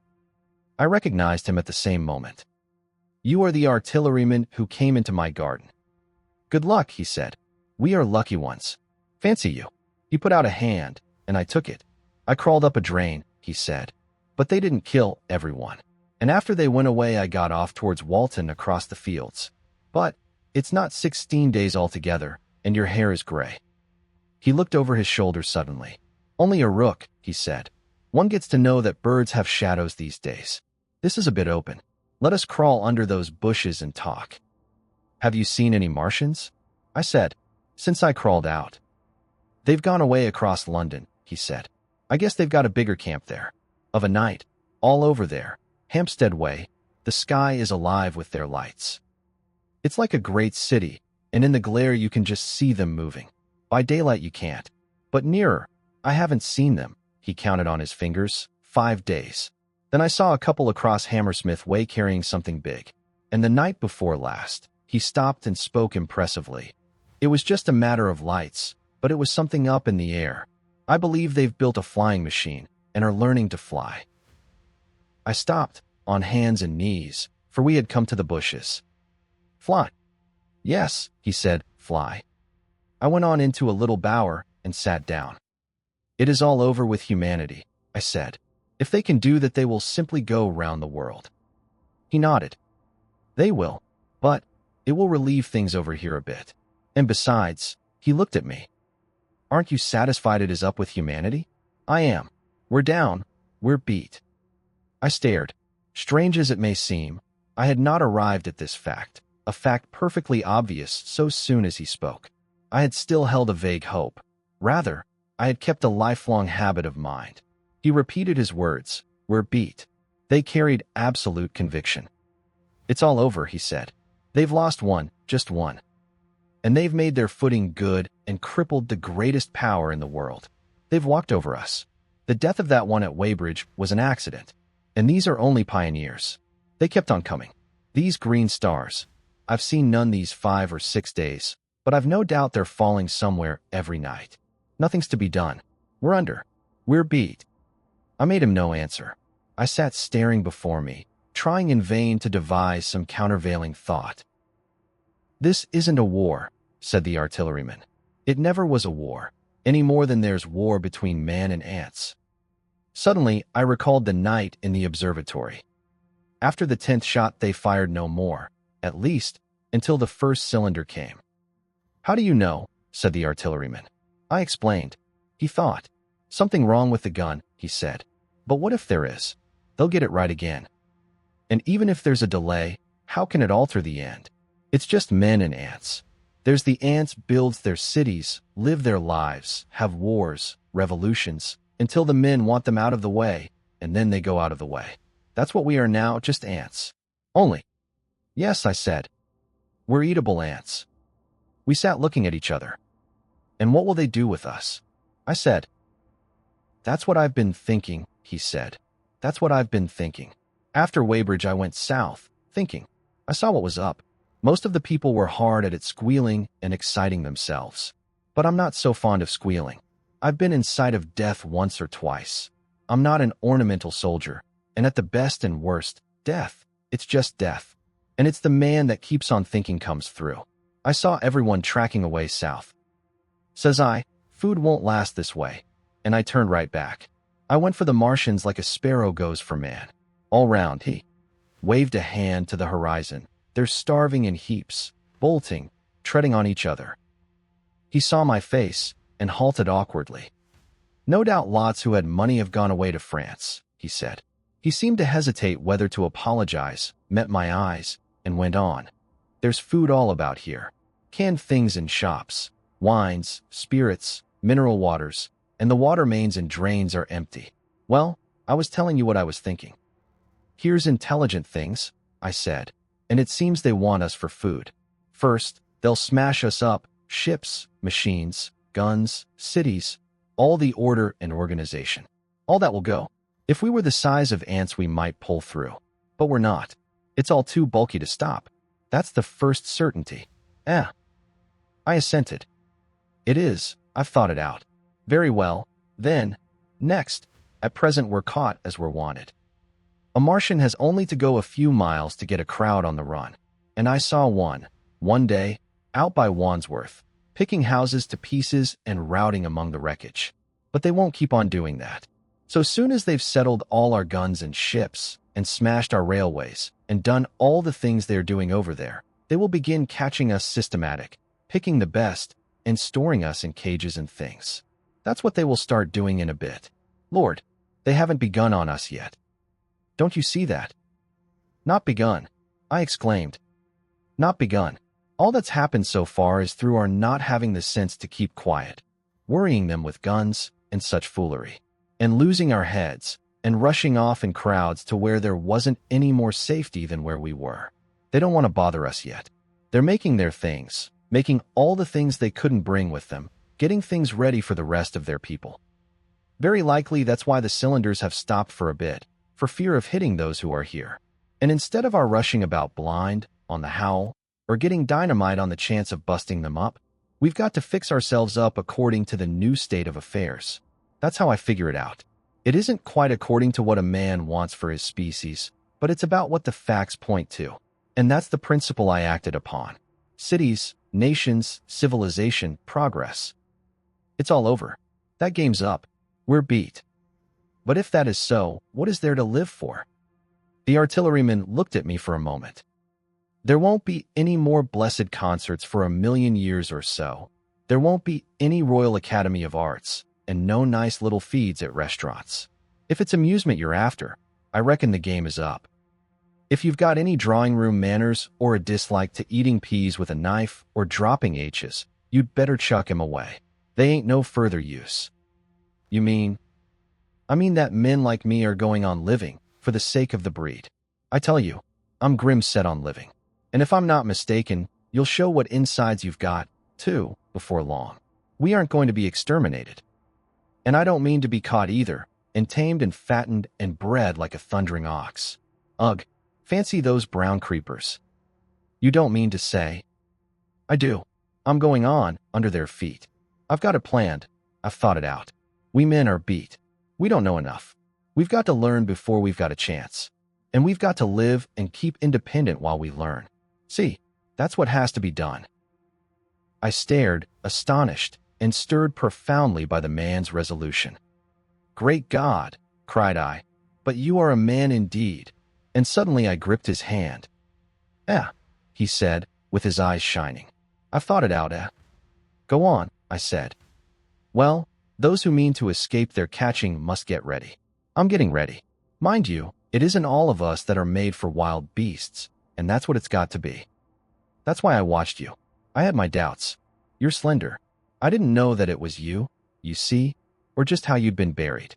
All these, the sort of people that lived in these houses, and all those damn little clerks that used to live down that way, they'd be no good. They haven't any spirit in them, no proud dreams and no proud lusts. And a man who hasn't one or the other, Lord, what is he but funk and precautions? They just used to skedaddle off to work. I've seen hundreds of them, bit of breakfast in hand, running wild and shining to catch their little season ticket train, for fear they'd get dismissed if they didn't. Working at businesses they were afraid to take the trouble to understand, skedaddling back for fear they wouldn't be in time for dinner. Keeping indoors after dinner for fear of the back streets, and sleeping with the wives they married, not because they wanted them, but because they had a bit of money that would make for safety in their one little miserable skedaddle through the world. Lives insured and a bit invested for fear of accidents. And on Sundays, fear of the hereafter, as if hell was built for rabbits. Well, the Martians will just be a godsend to these. Nice roomy cages, fattening food, careful breeding, no worry. After a week or so chasing about the fields and lands on empty stomachs, they'll come and be caught cheerful. They'll be quite glad after a bit. They'll wonder what people did before there were Martians to take care of them. And the bar loafers and mashers and singers. I can imagine them, he said, with a sort of somber gratification. There'll be any amount of sentiment and religion loose among them. There's hundreds of things I saw with my eyes that I've only begun to see clearly these last few days. There's lots will take things as they are, fat and stupid, and lots will be worried by a sort of feeling that it's all wrong, and that they ought to be doing something. Now, whenever things are so that a lot of people feel they ought to be doing something, the weak, and those who go weak with a lot of complicated thinking, always make for a sort of do-nothing religion, very pious and superior, and submit to persecution and the will of the Lord. Very likely you've seen the same thing. It's energy in a gale of funk, and turned clean inside out. These cages will be full of psalms and hymns and piety, and those of a less simple sort will work in a bit of. What is it? Eroticism. He paused. Very likely these Martians will make pets of some of them, train them to do tricks, who knows, get sentimental over the pet boy who grew up and had to be killed. And some, maybe, they will train to hunt us. No, I cried. That's impossible. No human being. What's the good of going on with such lies? Said the artilleryman. There's men who do it cheerful. What nonsense to pretend there isn't. And I succumbed to his conviction. If they come after me, he said, Lord, if they come after me, and subsided into a grim meditation. I sat contemplating these things. I could find nothing to bring against this man's reasoning. In the days before the invasion, no one would have questioned my intellectual superiority to his. I, a professed and recognized writer on philosophical themes, and he, a common soldier, and yet he had already formulated a situation that I had scarcely realized. What are you doing? I said presently. What plans have you made? He hesitated. Well, it's like this, he said. What have we to do? We have to invent a sort of life where men can live and breed, and be sufficiently secure to bring the children up. Yes. Wait a bit, and I'll make it clearer what I think ought to be done.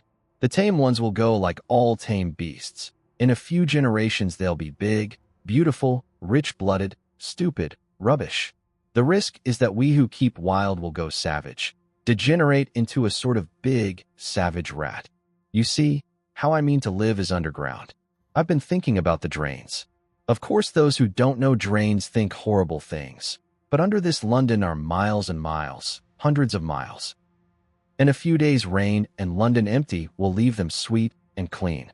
The main drains are big enough and airy enough for anyone.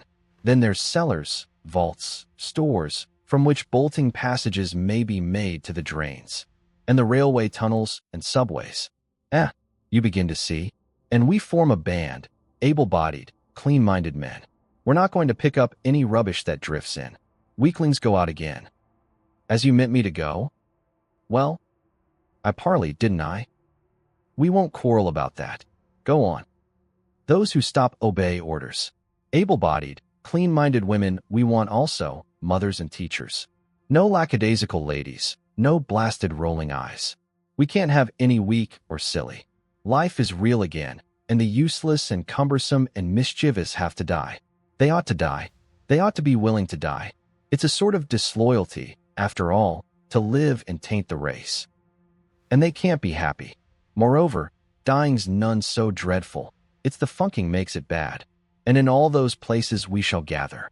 Our district will be London, and we may even be able to keep a watch and run about in the open when the Martians keep away. Play cricket, perhaps. That's how we shall save the race. It's a possible thing, but saving the race is nothing in itself. As I say, that's only being rats. It's saving our knowledge, and adding to it is the thing. They're men like you come in. There's books, there's models. We must make great safe places down deep, and get all the books we can, not novels and poetry swipes, but ideas, science books. That's where men like you come in. We must go to the British Museum and pick all those books through. Especially we must keep up our science, learn more. We must watch these Martians. Some of us must go as spies. When it's all working, perhaps I will. Get caught, I mean. And the great thing is, we must leave the Martians alone. We mustn't even steal. If we get in their way, we clear out. We must show them we mean no harm. Yes, I know.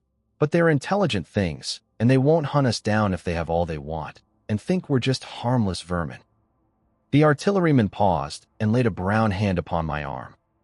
After all, it may not be so much we may have to learn before. Just imagine this. 4 or 5 of their fighting machines suddenly starting off. Heat rays right and left, and not a Martian in M. Not a Martian in M, but men who have learned the way how. It may be in my time, even those men. Fancy having one of them lovely things, with its heat ray wide and free. Fancy having it in control. What would it matter if you smashed to smithereens at the end of the run after a bust like that? I reckon the Martians'll open their beautiful eyes. Can't you see them, man? Can't you see them hurrying, puffing and blowing and hooting to their other mechanical affairs? Something out of gear in every case. And swish, bang, rattle, swish. Just as they are fumbling over it, swish comes the heat ray, and behold, man has come back to his own. For a while the imaginative daring of the artilleryman and the tone of assurance and courage he assumed completely dominated my mind.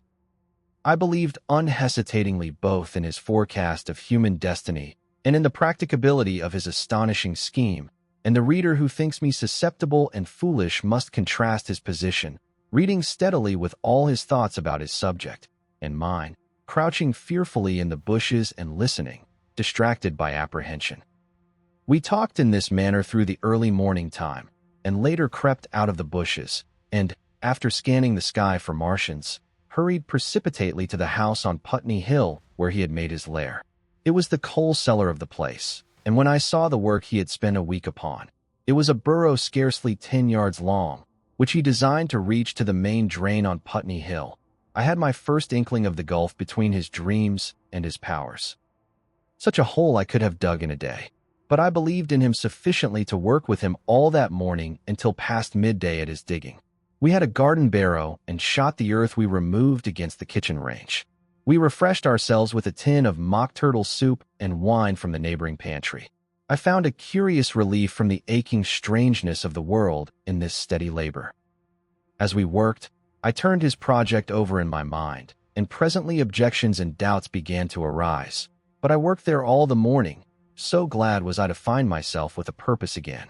After working an hour, I began to speculate on the distance one had to go before the cloaca was reached, the chances we had of missing it altogether.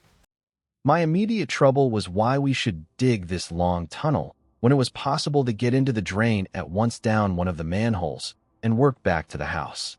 It seemed to me, too, that the house was inconveniently chosen and required a needless length of tunnel. And just as I was beginning to face these things, the artilleryman stopped digging and looked at me. "We're working well," he said. He put down his spade. "Let us knock off a bit," he said. "I think it's time we reconnoitered from the roof of the house." I was for going on, and after a little hesitation he resumed his spade, and then suddenly I was struck by a thought. I stopped, and so did he at once. "Why were you walking about the common?" I said, "instead of being here?" "Taking the air," he said. "I was coming back. It's safer by night." "But the work?" "Oh, one can't always work," he said, and in a flash I saw the man plain. He hesitated, holding his spade. "We ought to reconnoiter now," he said, "because if any come near they may hear the spades and drop upon us unawares." I was no longer disposed to object. We went together to the roof and stood on a ladder peeping out of the roof door.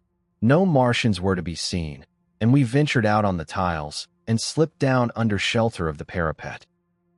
From this position, a shrubbery hid the greater portion of Putney, but we could see the river below, a bubbly mass of red weed. and the low parts of Lambeth flooded and red. The red creepers swarmed up the trees about the old palace, and their branches stretched gaunt and dead, and set with shriveled leaves from amid its clusters. It was strange how entirely dependent both these things were upon flowing water for their propagation. About us neither had gained a footing.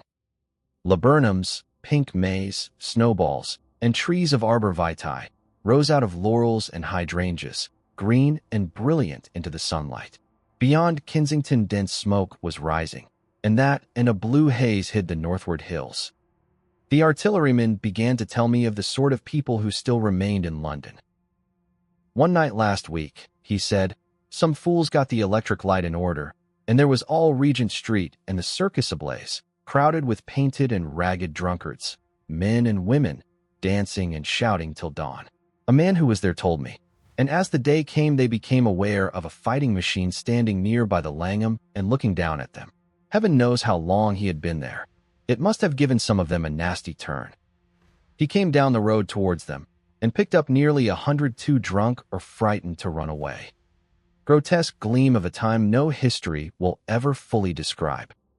From that, in answer to my questions, he came round to his grandiose plans again. He grew enthusiastic. He talked so eloquently of the possibility of capturing a fighting machine that I more than half believed in him again.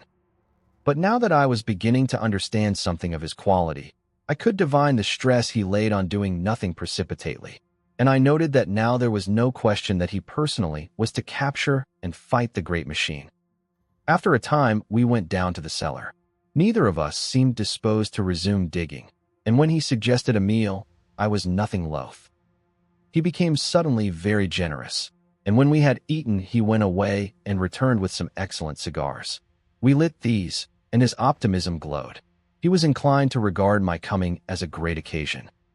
"There's some champagne in the cellar," he said. "We can dig better on this Thames-side Burgundy," said I. "No," said he, "I am host today. Champagne. Great God, we've a heavy enough task before us.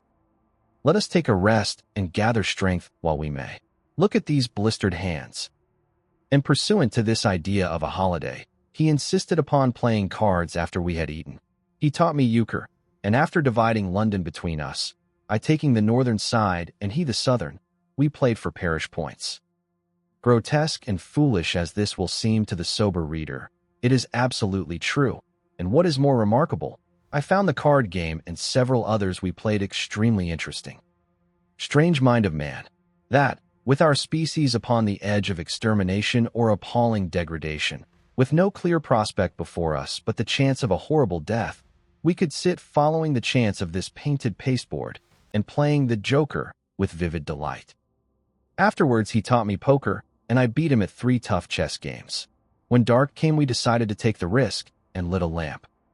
After an interminable string of games, we supped, and the artilleryman finished the champagne. We went on smoking the cigars. He was no longer the energetic regenerator of his species I had encountered in the morning. He was still optimistic, but it was a less kinetic, a more thoughtful optimism. I remember he wound up with my health, proposed in a speech of small variety and considerable intermittence. I took a cigar, and went upstairs to look at the lights of which he had spoken that blazed so greenly along the Highgate hills. At first I stared unintelligently across the London Valley. The northern hills were shrouded in darkness. The fires near Kensington glowed redly, and now and then an orange-red tongue of flame flashed up and vanished in the deep blue night. All the rest of London was black. Then, nearer, I perceived a strange light, a pale, violet-purple fluorescent glow, quivering under the night breeze. For a space I could not understand it, and then I knew that it must be the red weed from which this faint irradiation proceeded. With that realization, my dormant sense of wonder, my sense of the proportion of things, awoke again. I glanced from that to Mars, red and clear, glowing high in the west, and then gazed long and earnestly at the darkness of Hampstead and Highgate. I remained a very long time upon the roof, wondering at the grotesque changes of the day. I recalled my mental states from the midnight prayer to the foolish card-playing. I had a violent revulsion of feeling. I remember I flung away the cigar with a certain wasteful symbolism. My folly came to me with glaring exaggeration. I seemed a traitor to my wife and to my kind. I was filled with remorse. I resolved to leave this strange, undisciplined dreamer of great things to his drink and gluttony, and to go on into London. There, it seemed to me, I had the best chance of learning what the Martians and my fellow men were doing. I was still upon the roof when the late moon rose. Chapter 8. Dead London. After I had parted from the artillerymen, I went down the hill and by the high street across the bridge to Fulham. The red weed was tumultuous at that time, and nearly choked the bridge roadway, but its fronds were already whitened in patches by the spreading disease that presently removed it so swiftly. At the corner of the lane that runs to Putney Bridge Station, I found a man lying. He was as black as a sweep with the black dust, alive, but helplessly and speechlessly drunk. I could get nothing from him but curses and furious lunges at my head. I think I should have stayed by him, but for the brutal expression of his face. There was black dust along the roadway from the bridge onwards, and it grew thicker in Fulham. The streets were horribly quiet. I got food, sour, hard, and moldy, but quite eatable, in a baker's shop here. Some way towards Walham Green the streets became clear of powder, and I passed a white terrace of houses on fire. The noise of the burning was an absolute relief. Going on towards Brompton, the streets were quiet again. Here I came once more upon the black powder in the streets and upon dead bodies. I saw altogether about a dozen in the length of the Fulham Road. They had been dead many days, so that I hurried quickly past them. The black powder covered them over and softened their outlines. One or two had been disturbed by dogs. Where there was no black powder, it was curiously like a Sunday in the city, with the closed shops, the houses locked up and the blinds drawn, the desertion and the stillness. In some places plunderers had been at work, but rarely at other than the provision and wine shops. A jeweler's window had been broken open in one place, but apparently the thief had been disturbed, and a number of gold chains and a watch lay scattered on the pavement. I did not trouble to touch them. Farther on was a tattered woman in a heap on a doorstep. The hand that hung over her knee was gashed and bled down her rusty brown dress, and a smashed magnum of champagne formed a pool across the pavement. She seemed asleep, but she was dead. The farther I penetrated into London, the profounder grew the stillness.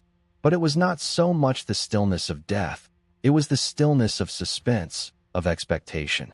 At any time the destruction that had already singed the northwestern borders of the metropolis, and had annihilated Ealing and Kilburn, might strike among these houses and leave them smoking ruins. It was a city condemned and derelict. In South Kensington the streets were clear of dead and of black powder. It was near South Kensington that I first heard the howling. It crept almost imperceptibly upon my senses. It was a sobbing alternation of two notes, ola, ola, ola, ola, keeping on perpetually. When I passed streets that ran northward it grew in volume, and houses and buildings seemed to deaden and cut it off again. It came in a full tide-down exhibition road. I stopped, staring towards Kensington Gardens, wondering at this strange, remote wailing. It was as if that mighty desert of houses had found a voice for its fear and solitude. Ola, ola, ola, ola, wailed that superhuman note, great waves of sound sweeping down the broad, sunlit roadway between the tall buildings on each side. I turned northwards, marveling, towards the iron gates of Hyde Park. I had half a mind to break into the Natural History Museum and find my way up to the summits of the towers in order to see across the park. But I decided to keep to the ground, where quick hiding was possible, and so went on up the exhibition road. All the large mansions on each side of the road were empty and still, and my footsteps echoed against the sides of the houses. At the top, near the park gate, I came upon a strange sight, a bus overturned, and the skeleton of a horse picked clean. I puzzled over this for a time, and then went on to the bridge over the Serpentine. The voice grew stronger and stronger, though I could see nothing above the housetops on the north side of the park, save a haze of smoke to the northwest. Ola, ola, ola, ola, cried the voice, coming, as it seemed to me, from the district about Regent's Park. The desolating cry worked upon my mind. The mood that had sustained me passed. The wailing took possession of me. I found I was intensely weary, footsore, and now again hungry and thirsty. It was already past noon. Why was I wandering alone in the city of the dead? Why was I alone when all London was lying in state and in its black shroud? I felt intolerably lonely. My mind ran on old friends that I had forgotten for years. I thought of the poisons in the chemist's shops, of the liquors the wine merchants stored. I recalled the two sodden creatures of despair, who, so far as I knew, shared the city with myself. I came into Oxford Street by the Marble Arch, and here again were black powder and several bodies, and an evil, ominous smell from the gratings of the cellars of some of the houses. I grew very thirsty after the heat of my long walk. With infinite trouble, I managed to break into a public house and get food and drink. I was weary after eating, and went into the parlor behind the bar, and slept on a black horsehair sofa I found there. I awoke to find that dismal howling still in my ears. Ola, ola, ola, ola. It was now dusk, and after I had routed out some biscuits and a cheese in the bar, there was a meat safe, but it contained nothing but maggots. I wandered on through the silent residential squares to Baker Street. Portman Square is the only one I can name. And so came out at last upon Regent's Park, and as I emerged from the top of Baker Street, I saw far away over the trees in the clearness of the sunset the hood of the Martian giant from which this howling proceeded. I was not terrified. I came upon him as if it were a matter of course. I watched him for some time, but he did not move. He appeared to be standing and yelling, for no reason that I could discover. I tried to formulate a plan of action. That perpetual sound of ola, ola, ola, ola confused my mind. Perhaps I was too tired to be very fearful. Certainly, I was more curious to know the reason of this monotonous crying than afraid. I turned back away from the park and struck into Park Road, intending to skirt the park, went along under the shelter of the terraces, and got a view of this stationary, howling Martian from the direction of St. John's Wood. A couple of 100 yards out of Baker Street, I heard a yelping chorus and saw, first a dog with a piece of putrescent red meat in his jaws coming headlong towards me, and then a pack of starving mongrels in pursuit of him. He made a wide curve to avoid me, as though he feared I might prove a fresh competitor.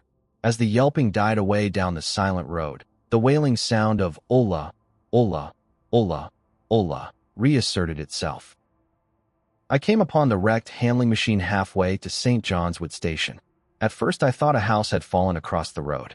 It was only as I clambered among the ruins that I saw, with a start, this mechanical Samson lying, with its tentacles bent and smashed and twisted, among the ruins it had made. The forepart was shattered. It seemed as if it had driven blindly straight at the house, and had been overwhelmed in its overthrow. It seemed to me then that this might have happened by a handling machine escaping from the guidance of its Martian. I could not clamber among the ruins to see it, and the twilight was now so far advanced that the blood with which its seat was smeared, and the gnawed gristle of the Martian that the dogs had left, were invisible to me. Wondering still more at all that I had seen, I pushed on towards Primrose Hill. Far away, through a gap in the trees, I saw a second Martian, as motionless as the first, standing in the park towards the zoological gardens, and silent. A little beyond the ruins about the smashed handling machine, I came upon the red weed again, and found the Regent's Canal, a spongy mass of dark red vegetation. As I crossed the bridge, the sound of ola, ola, ola, ola ceased. It was, as it were, cut off. The silence came like a thunderclap. The dusky houses about me stood faint and tall and dim. The trees towards the park were growing black. All about me the red weed clambered among the ruins, writhing to get above me in the dimness. Night, the mother of fear and mystery, was coming upon me. But while that voice sounded the solitude, the desolation, had been endurable, by virtue of it London had still seemed alive, and the sense of life about me had upheld me. Then suddenly a change, the passing of something, I knew not what. And then a stillness that could be felt. Nothing but this gaunt quiet. London about me gazed at me spectrally. The windows in the white houses were like the eye sockets of skulls. About me my imagination found 1,000 noiseless enemies moving. Terror seized me, a horror of my temerity.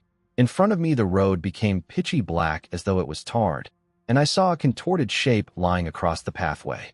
I could not bring myself to go on. I turned down St. Johnswood Road, and ran headlong from this unendurable stillness towards Kilburn. I hid from the night and the silence, until long after midnight, in a cabman's shelter in Harrow Road.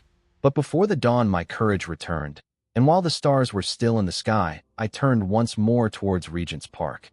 I missed my way among the streets, and presently saw down a long avenue, in the half-light of the early dawn, the curve of Primrose Hill. On the summit, towering up to the fading stars, was a third Martian, erect and motionless like the others. An insane resolve possessed me. I would die and end it, and I would save myself even the trouble of killing myself.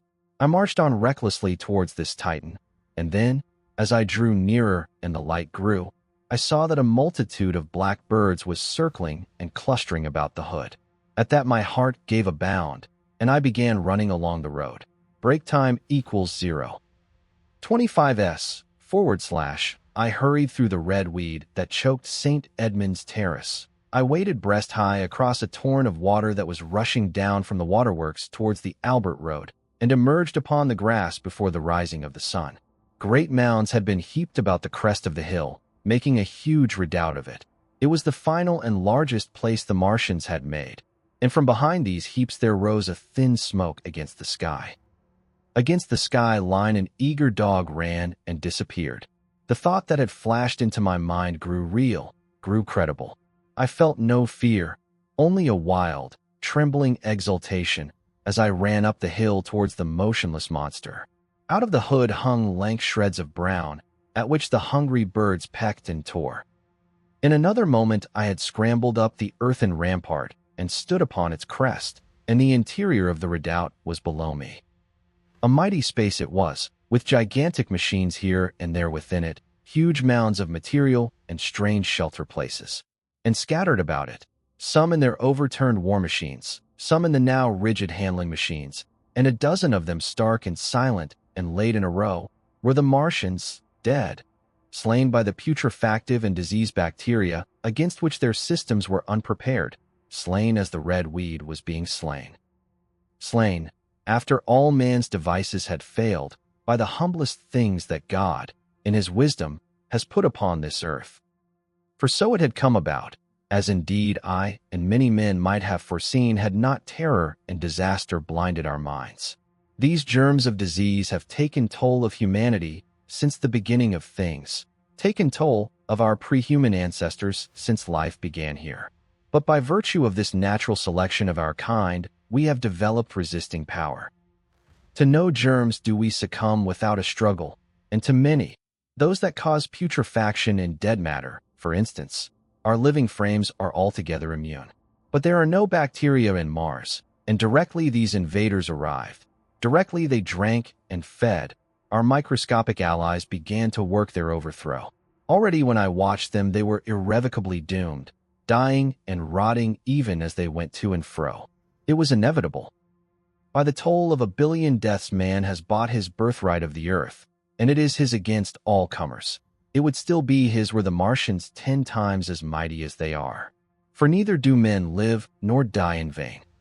Here and there they were scattered, nearly 50 altogether, in that great gulf they had made, overtaken by a death that must have seemed to them as incomprehensible as any death could be. To me also at that time this death was incomprehensible. All I knew was that these things that had been alive and so terrible to men were dead.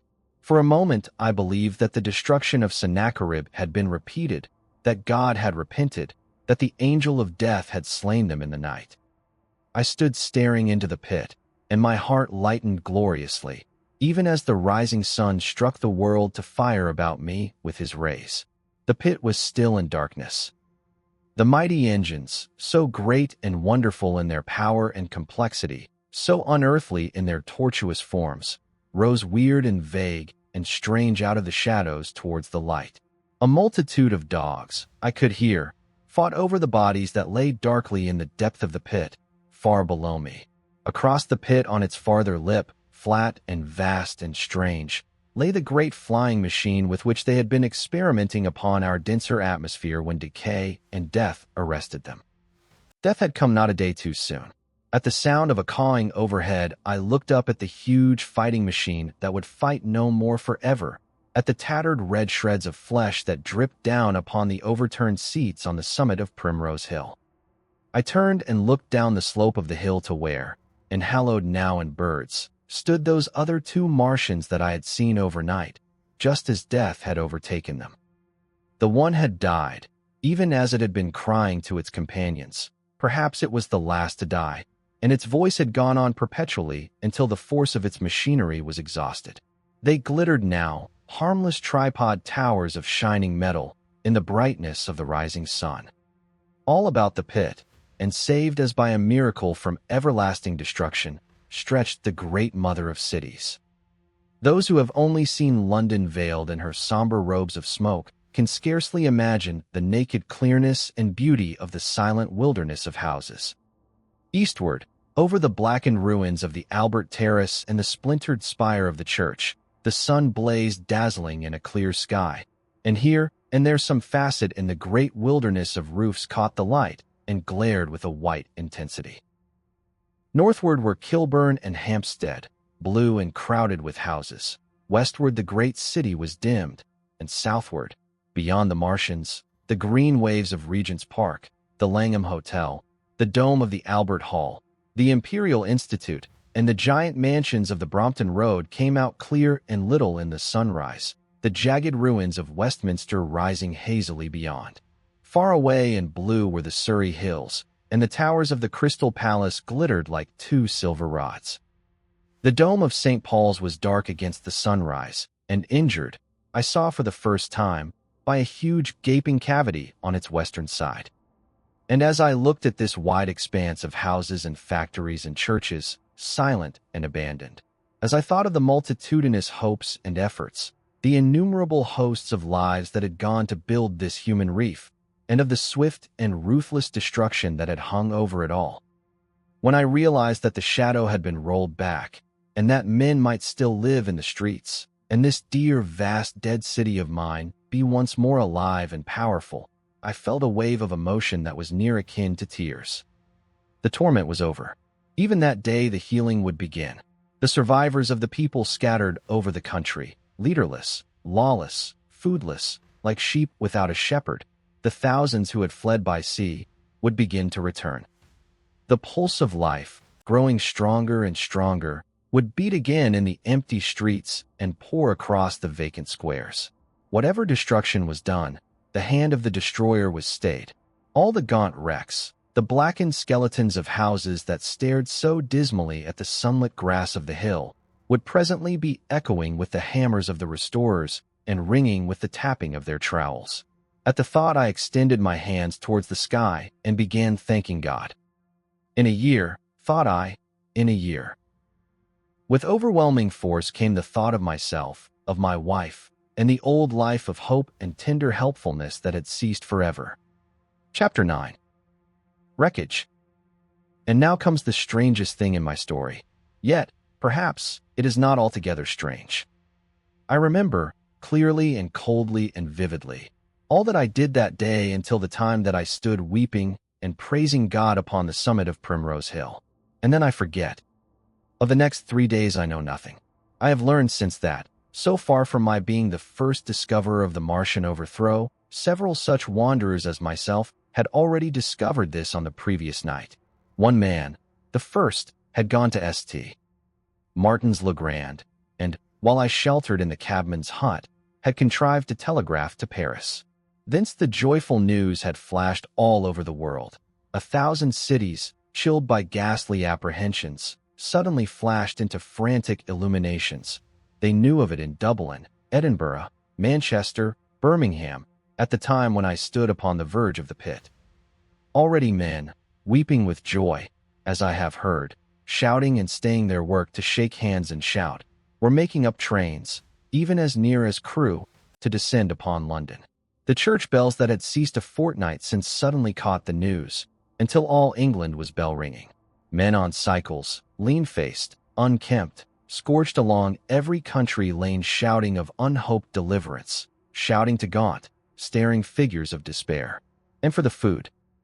Across the Channel, across the Irish Sea, Across the Atlantic, corn, bread, and meat were tearing to our relief. All the shipping in the world seemed going Londonward in those days. But of all this I have no memory. I drifted, a demented man. I found myself in a house of kindly people who had found me on the third day wandering, weeping, and raving through the streets of St. John's Wood. They have told me since that I was singing some insane doggerel about the last man left alive. Hurrah! The last man left alive. Troubled as they were with their own affairs, these people, whose name, much as I would like to express my gratitude to them, I may not even give here, nevertheless cumbered themselves with me, sheltered me, and protected me from myself. Apparently, they had learned something of my story from me during the days of my lapse. Very gently, when my mind was assured again, did they break to me what they had learned of the fate of Leatherhead. 2 days after I was imprisoned, it had been destroyed, with every soul in it, by a Martian. He had swept it out of existence, as it seemed, without any provocation, as a boy might crush an ant-hill in the mere wantonness of power. I was a lonely man, and they were very kind to me. I was a lonely man and a sad one, and they bore with me. I remained with them 4 days after my recovery. All that time I felt a growing craving to look once more on whatever remained of the little life that seemed so happy and bright in my past. It was a mere hopeless desire to feast upon my misery. They dissuaded me. They did all they could to divert me from this morbidity. But at last I could resist the impulse no longer, and, promising faithfully to return to them, and parting, as I will confess, from these 4-day friends with tears, I went out again into the streets that had lately been so dark and strange and empty. Already they were busy with returning people. In places even there were shops open, and I saw a drinking fountain running water. I remember how mockingly bright the day seemed as I went back on my melancholy pilgrimage to the little house at Woking, how busy the streets and vivid the moving life about me. So many people were abroad everywhere, busied in 1,000 activities, that it seemed incredible that any great proportion of the population could have been slain. But then I noticed how yellow were the skins of the people I met, how shaggy the hair of the men, how large and bright their eyes, and that every other man still wore his dirty rags. Their faces seemed all with one of two expressions, a leaping exultation and energy, or a grim resolution. Save for the expression of the faces, London seemed a city of tramps. The vestries were indiscriminately distributing bread sent us by the French government. The ribs of the few horses showed dismally. Haggard special constables with white badges stood at the corners of every street. I saw little of the mischief wrought by the Martians until I reached Wellington Street, and there I saw the red weed clambering over the buttresses of Waterloo Bridge. At the corner of the bridge, too, I saw one of the common contrasts of that grotesque time. A sheet of paper flaunting against a thicket of the red weed, transfixed by a stick that kept it in place. It was the placard of the first newspaper to resume publication, the Daily Mail. I bought a copy for a blackened shilling I found in my pocket. Most of it was in blank, but the solitary compositor who did the thing had amused himself by making a grotesque scheme of advertisement stereo on the back page. The matter he printed was emotional. The news organization had not as yet found its way back. I learned nothing fresh except that already in 1 week the examination of the Martian mechanisms had yielded astonishing results. Among other things, the article assured me what I did not believe at the time, that the secret of flying was discovered. At Waterloo, I found the free trains that were taking people to their homes. The first rush was already over. There were few people in the train, and I was in no mood for casual conversation. I got a compartment to myself and sat with folded arms, looking grayly at the sunlit devastation that flowed past the windows. And just outside the terminus the train jolted over temporary rails, and on either side of the railway the houses were blackened ruins. To Clapham Junction the face of London was grimy with powder of the black smoke, in spite of 2 days of thunderstorms and rain, and at Clapham Junction the line had been wrecked again. There were hundreds of out-of-work clerks and shopmen working side by side with the customary navvies, and we were jolted over a hasty relaying. All down the line from there the aspect of the country was gaunt and unfamiliar. Wimbledon particularly had suffered. Walton, by virtue of its unburned pine woods, seemed the least heard of any place along the line. The Wandle, the Mole, every little stream, was a heaped mass of red weed, in appearance between butcher's meat and pickled cabbage. The Surrey pine woods were too dry, however, for the festoons of the red climber. Beyond Wimbledon, within sight of the line, in certain nursery grounds, were the heaped masses of earth about the sixth cylinder. A number of people were standing about it, and some sappers were busy in the midst of it. Over it flaunted a Union Jack, flapping cheerfully in the morning breeze. The nursery grounds were everywhere crimson with the weed, a wide expanse of livid color cut with purple shadows, and very painful to the eye. One's gaze went with infinite relief from the scorched grays and sullen reds of the foreground to the blue-green softness of the eastward hills. The line on the London side of Woking Station was still undergoing repair, so I descended at Byfleet Station and took the road to Maybury, past the place where I and the artilleryman had talked to the hussars, and on by the spot where the Martian had appeared to me in the thunderstorm. Here, moved by curiosity, I turned aside to find, among a tangle of red fronds, the warped and broken dog-cart with the whitened bones of the horse scattered and gnawed. For a time I stood regarding these vestiges. Then I returned through the pine wood, neck-high with red weed here and there, to find the landlord of the Spotted Dog had already found burial, and so came home past the College Arms. A man standing at an open cottage door greeted me by name as I passed. I looked at my house with a quick flash of hope that faded immediately. The door had been forced, it was unfast, and was opening slowly as I approached. It slammed again. The curtains of my study fluttered out of the open window from which I and the artilleryman had watched the dawn. No one had closed it since. The smashed bushes were just as I had left them nearly 4 weeks ago. I stumbled into the hall, and the house felt empty. The stair carpet was ruffled and discolored where I had crouched, soaked to the skin from the thunderstorm the night of the catastrophe. Our muddy footsteps I saw still went up the stairs. I followed them to my study, and found lying on my writing table still, with the selenite paper weight upon it, the sheet of work I had left on the afternoon of the opening of the cylinder.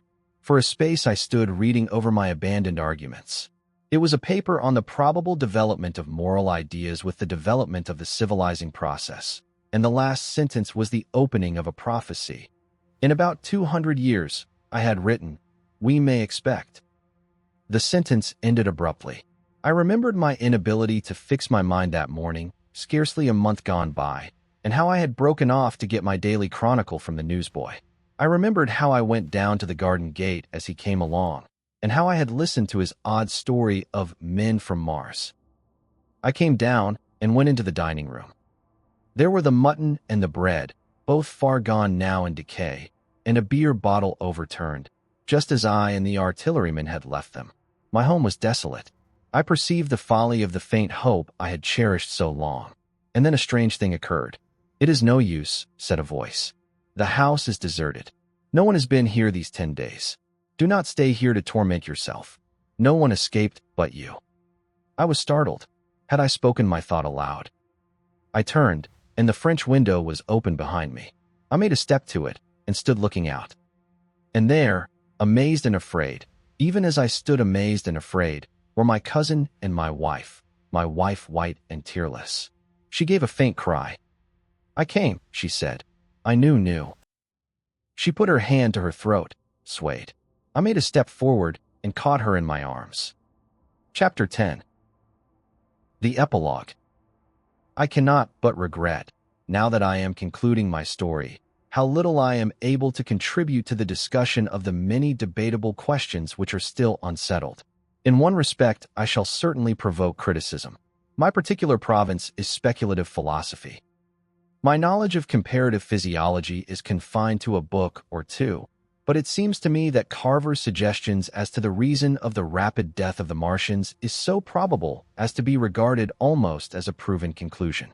I have assumed that in the body of my narrative, at any rate, in all the bodies of the Martians that were examined after the war, no bacteria except those already known as terrestrial species were found. That they did not bury any of their dead, and the reckless slaughter they perpetrated, point also to an entire ignorance of the putrefactive process. But probable as this seems, it is by no means a proven conclusion. Neither is the composition of the black smoke known, which the Martians used with such deadly effect, and the generator of the heat rays remains a puzzle. The terrible disasters at the Ealing and South Kensington laboratories have disinclined analysts for further investigations upon the latter. Spectrum analysis of the black powder points unmistakably to the presence of an unknown element with a brilliant group of 3 lines in the green, and it is possible that it combines with argon to form a compound which acts at once with deadly effect upon some constituent in the blood. But such unproven speculations will scarcely be of interest to the general reader to whom this story is addressed. None of the brown scum that drifted down the Thames after the destruction of Shepperton was examined at the time, and now none is forthcoming. The results of an anatomical examination of the Martians, so far as the prowling dogs had left such an examination possible, I have already given. But everyone is familiar with the magnificent and almost complete specimen in spirits at the Natural History Museum and the countless drawings that have been made from it, and beyond that the interest of their physiology and structure is purely scientific.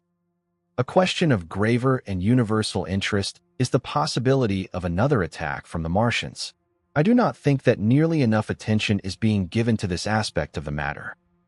At present the planet Mars is in conjunction, but with every return to opposition I, for one, anticipate a renewal of their adventure. In any case, we should be prepared. It seems to me that it should be possible to define the position of the gun from which the shots are discharged, to keep a sustained watch upon this part of the planet, and to anticipate the arrival of the next attack. In that case, the cylinder might be destroyed with dynamite or artillery before it was sufficiently cool for the Martians to emerge, or they might be butchered by means of guns so soon as the screw opened. It seems to me that they have lost a vast advantage in the failure of their first surprise. Possibly they see it in the same light. Lessing has advanced excellent reasons for supposing that the Martians have actually succeeded in effecting a landing on the planet Venus. 7 months ago now, Venus and Mars were in alignment with the Sun. That is to say, Mars was in opposition from the point of view of an observer on Venus. Subsequently, a peculiar luminous and sinuous marking appeared on the unillumined half of the inner planet, and almost simultaneously a faint dark mark of a similar sinuous character was detected upon a photograph of the Martian disk. One needs to see the drawings of these appearances in order to appreciate fully their remarkable resemblance in character. At any rate, whether we expect another invasion or not, our views of the human future must be greatly modified by these events. We have learned now that we cannot regard this planet as being fenced in and a secure abiding place for man. We can never anticipate the unseen good or evil that may come upon us suddenly out of space. It may be that in the larger design of the universe this invasion from Mars is not without its ultimate benefit for men. It has robbed us of that serene confidence in the future, which is the most fruitful source of decadence. The gifts to human science it has brought are enormous, and it has done much to promote the conception of the commonweal of mankind. It may be that across the immensity of space the Martians have watched the fate of these pioneers of theirs and learned their lesson, and that on the planet Venus they have found a securer settlement.